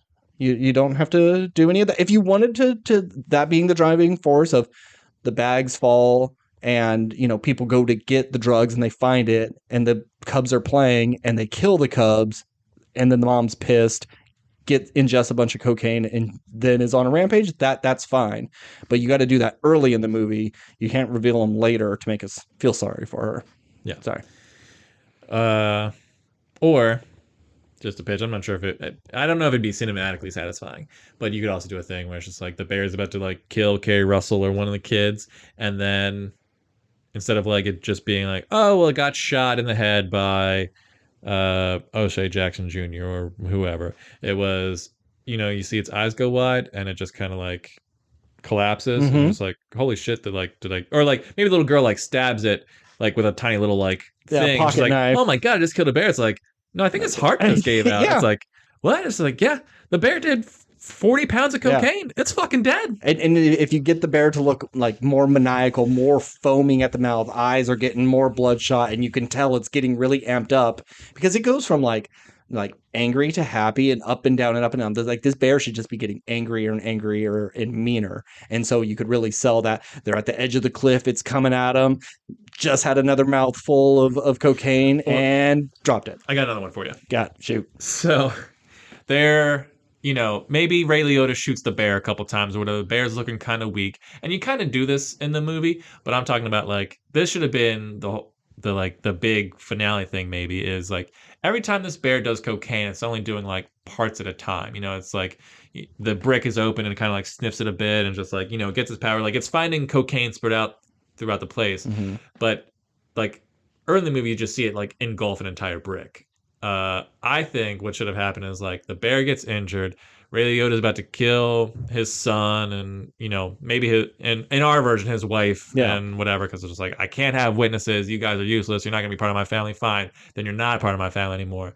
And then one of the kids like, I got an idea. And he like throws a brick or like shoves a brick into the bear's mouth. Cracks it. Yeah. Throws it on its face. The bear ingests a lethal dose and it becomes essentially a superpowered bear. Would it be ridiculous? 1,000%. But then it just becomes this like terrifying, like, I'm so hopped up on cocaine, I can't, anything that's alive, I can't even like I'm gonna murder. And it like plunges for Ray Liotta. And a bunch of goons too. Like have it go nuts. Yes, just like Frenzy. goes on a 2-minute killing spree, just like rips these guys to shred, like a shockingly violent scene, and you're just like, holy shit! Like the rest of the cast is freaking out. They're like, let's get out of here. They jump off the waterfall, or like maybe one of the kids is like gets stuck and the bear's coming at it and it's like slowly walking towards it. It's like so scary. Like you said, its eyes are red, and then as it's like about to like take a bite, it's just like, and just then has its, its heart exploded. It's like, but thank God I gave that last ditch power up to like kill the bad guys. There's tons of fun stuff you could have done, but they didn't do any of it. Yeah, like I wanted to like this movie so much, and the trailers for it looked good. The marketing for it, it seems like it's been going on forever. Like it did everything right except make a good movie, which is a shame because it's weird that Elizabeth Banks, who everything I've ever seen her in, like I like Elizabeth Banks. She's a good actress. She's funny. She's done some dramatic stuff. But behind the camera, it's weird. Like she did one Pitch Perfect movie. I think 2, right? Or did she direct one of those? She directed one of those. Oh. She directed the Charlie's Angels reboot, which I didn't see, but I heard was atrocious. It's fine. It's. She also directed one of the shorts in movie 43. Oh yeah. Well, I'm sure she doesn't. When it says like from the director of, they're not using that. So she has like a pretty odd list of things that she's directed. So I'll give her props for trying something different. And how could you, if someone comes to you and says, "Hey, do you want to make this movie?" If you're Elizabeth Banks and say like, "This isn't my wheelhouse, but how do you pass this up?" I got to do it. So maybe she wasn't the right person. Maybe it should have been a Sam Raimi or an Edgar Wright or someone, I don't know. But it's fine. It's just not going to become the cult classic I think they were hoping it to become. It was Pitch Perfect too. You're right. Oh, all right. Cool. You have anything else for Cocaine Bear? Maybe the sequel. So we had a Cocaine Bear, so like a heroin giraffe. Yeah. The meth hippopotamus, meth rhino. Well, I'm just disappointed that you don't have like, you have Black Tar, but it's just Kate Blanchett going on a murdering spree because she's in that movie Tar. Okay, just making sure you got it. I got it. All right, that was bad. Yeah, I mean, like the obvious ones are just like cocaine shark and cocaine tiger or whatever. Heroin hawk. I want a hawk on heroin, just picking up people. Yeah, I mean, I'd like to see like a really scary killer bird, but there's none big enough to really be like threatening. Yeah, I mean, there's plenty of birds that will fuck you up. Yeah, if you give me like cocaine emu, maybe we could do that. Or an emu? Aren't emus pretty big? They're not birds. Are they like ostriches? What do you think an emu is? No, I'm thinking of it's not a llama, it's I'm thinking of an alpaca. Jesus Christ. Yeah. Okay. Yeah, like ostriches are really big, but they don't fly. Yeah. Yeah, I want something that can be able to pick up people. Not a lot of that. It's like how's a shark really gonna? I mean, that'd be that'd be an easy way to get cocaine to a shark, but. I don't know, like... Yeah, and there's enough shark movies. If you're going to give an animal drugs, it needs to be something interesting. If it's like, give me cocaine squirrels or something like that. Yeah, so it's just like... But it's like 400 of them. Yeah. Like, cocaine is scattered all throughout the forest. Or it's just like a cocaine forest animal... Like, all the animals are on cocaine. Oh. What's that Brendan Fraser movie...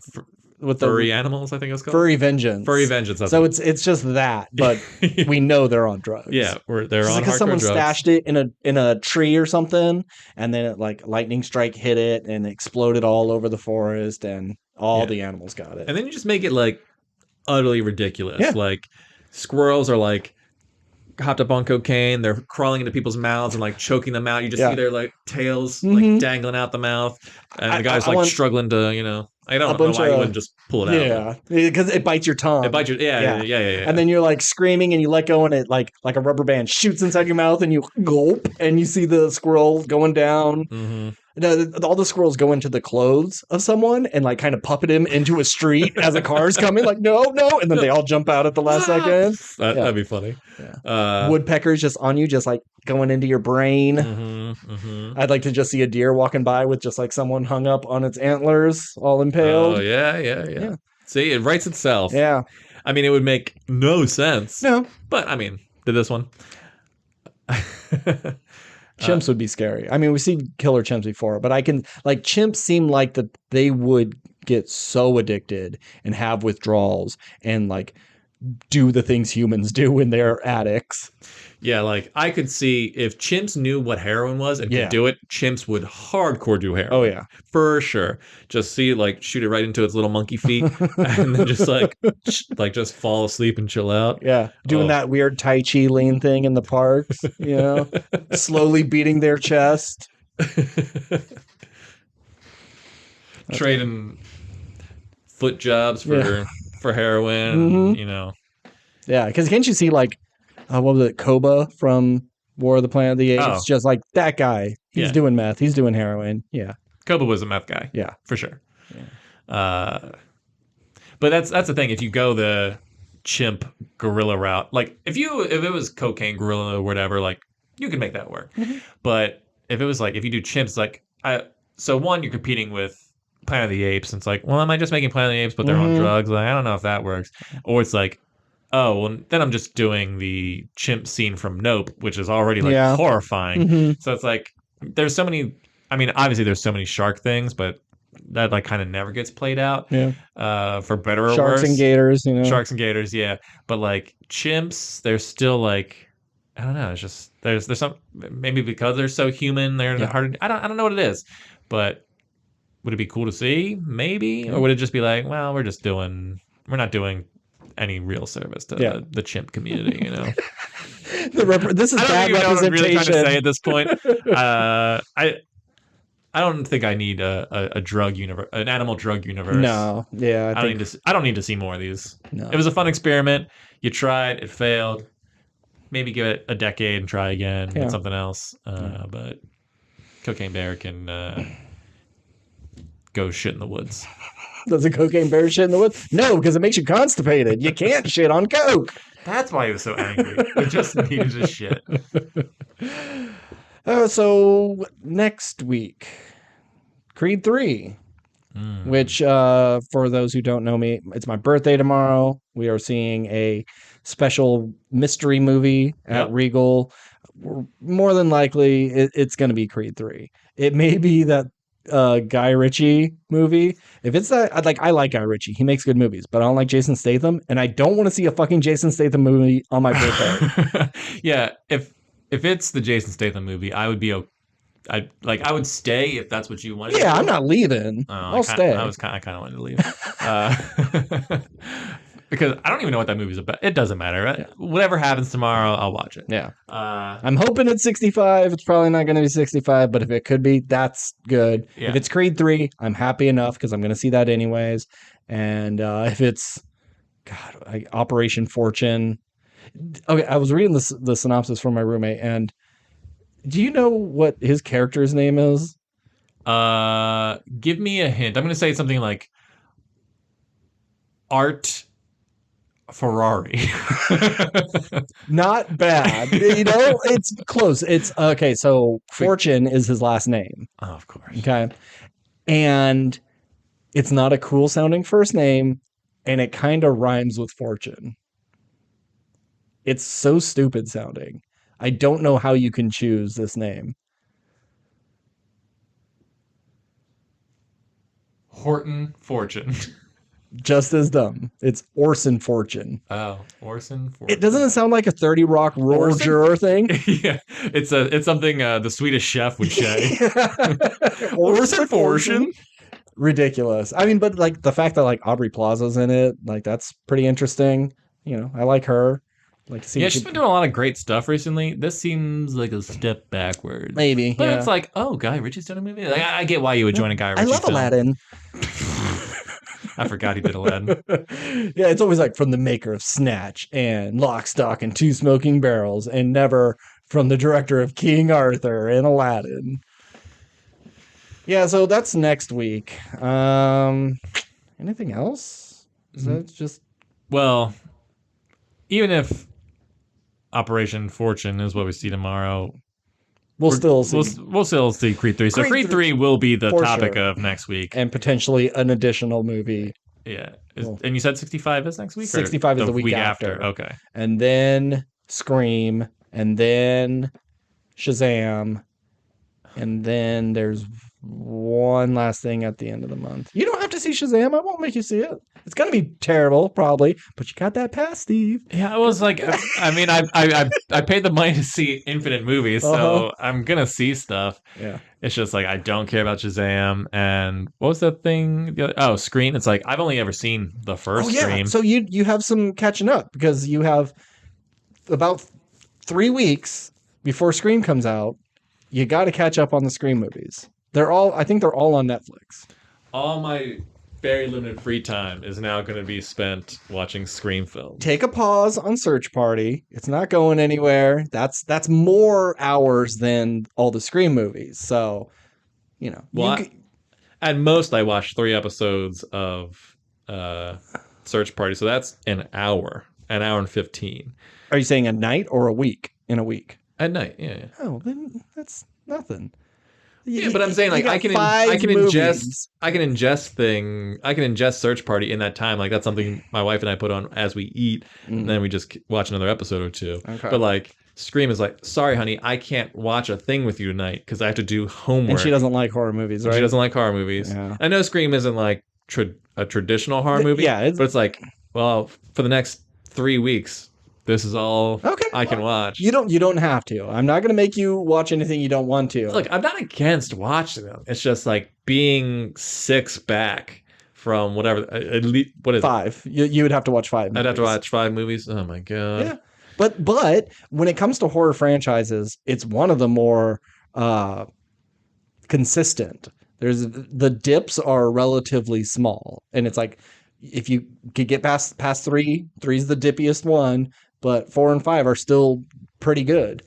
Honestly, I'd probably have to watch the first one again because it's been a decade since I watched it, and I remember the ending, but I don't remember anything that happens. Yeah, for the entire and there's, especially in 5, there's stuff about they're always all connected. And, sure. But because the week before, I want to be able to like go, who do you think the killer is in Scream 6?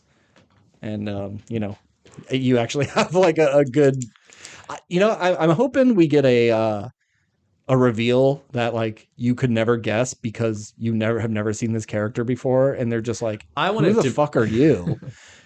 I want it to be Wes Craven himself. I think it's all been a ploy. It's like he is the ghost face because he is the ghost writer of these. Not that he's the ghost writer, but I don't know. You just because the whole idea of Scream is like it's a meta commentary on horror movies and like. What if the director was actually in the movie and they realize that they're in movies? Yep. That's the big twist of this one. No. It's going to be Matthew Lillard. They're going to say he didn't die. He's back.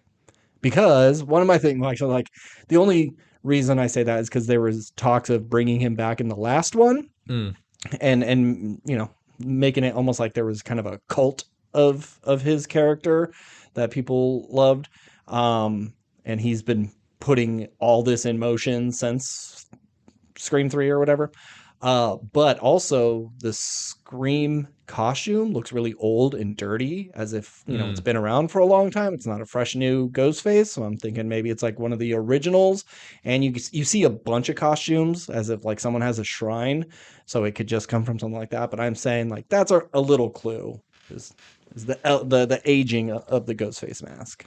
It's a shame Matthew Lillard hasn't done more stuff in the past like 20 years. Yeah. I mean, obviously he's been Scooby-Dooing a lot of things, a lot Shaggy of voice stuff, and like probably some small roles here and there. Because it just seems like one of those things like he would be revealed and then like the 4 Scream fanatics in the audience would be like, whoa, cool. And everyone else go, who the fuck is that guy? No, I think that's people will know him enough from Scream 1 that if they reveal, But I'm saying, people like, would go, I imagine this "Ah." movie, like, its target demographic is young people. And young people love Sure. horror movies. And they're going to come to this thing and, like, I've never seen Scream 1 through 5, but I'll see this one But because it's a horror movie if on a you're weekend. 14 and you're going to see Scream 6 and you love horror movies, you've probably just been introduced to the whole Scream franchise this year or before, and they probably all watched them all back to back recently. So they'll probably get the reference. I think you're giving teens too much credit. And maybe I'm not giving them enough credit. Maybe not, But who's to say? But okay. Sure. All right. All right. I think at best most people go like, oh yeah, I guess I can tell from context he was in like one of the older ones. Mm-hmm. So like don't know who it is. But you know what? I like Salt Lake City Punk. Did you ever see that movie? Yeah, I don't care for that movie. Okay. And it's just called SLC Punk. Steve. Shut the fuck up. Well, you have 3 weeks to decide on what you're going to do. Hey, maybe it would be fun to go into 6 and just go in completely blind. Yeah, like, there's not many franchises I can do that with. And if we can like see it at the same time, maybe you could whisper to me like, "Oh, it's this person. Oh, it's this person," and just give me live now updates. We shouldn't bring up the Matthew Lillard thing because that's all I'm going to be thinking about. Yeah, that's time. true. Like no matter what clues I'm giving, I'm like, it's Matthew Lillard. But I'm bad at this shit. I thought it was. You're wrong a lot. I am. All for the someone time. who consistently believes they're right about everything. Yeah, I mean, that's like real life things. When it comes to fake movie stuff, everybody has their own opinion. When it comes to like real factual, logical things, of course I'm right because I'm thinking of the logical, real thing. But you must have been super popular in school. Oh, the best. Everybody came to me with their problems because I knew everything and I was able to just handle everything. It's pretty fucking cool. Yeah. Well, we don't see movies with each other all that often, but I'd like to see Scream 6 with you just to have you give me your commentary. I think there would be something kind of fun to go like, a pro versus newbie kind of thing. Where it's like, I am well versed in this lore. You have no knowledge of this lore. What'd you think? How do you? Like, there we go. That's how we're doing it. So don't bother. Okay. And then great. if you really like Scream 6 and you go, I really want to know more, you could always go back. So because I would hate for you to watch all of it and go, all the Scream movies are terrible, and I don't know why anybody likes this. That'd be sad. No, I think that's the other thing is I don't think I'd really think any of them are terrible. My guess would be like I see the merit of these, but they're not good enough for me to like continue watching or want to keep this franchise in my like.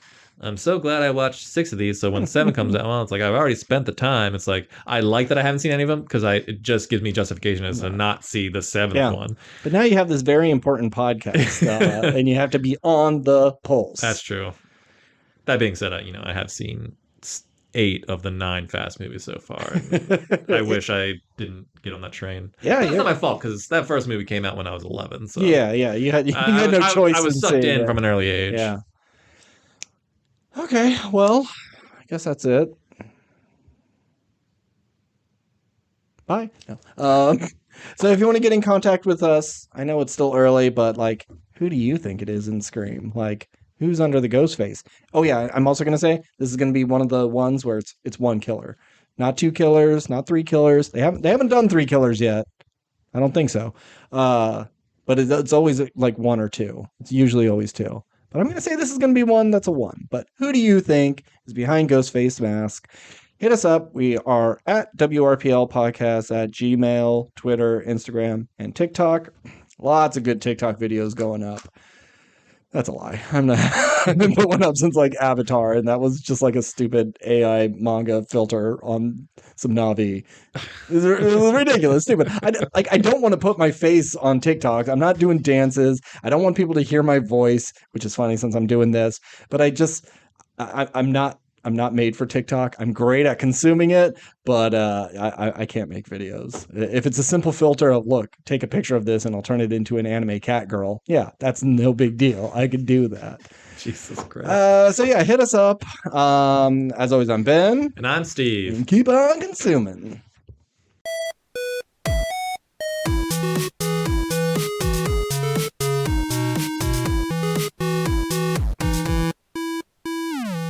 Orson Fortune.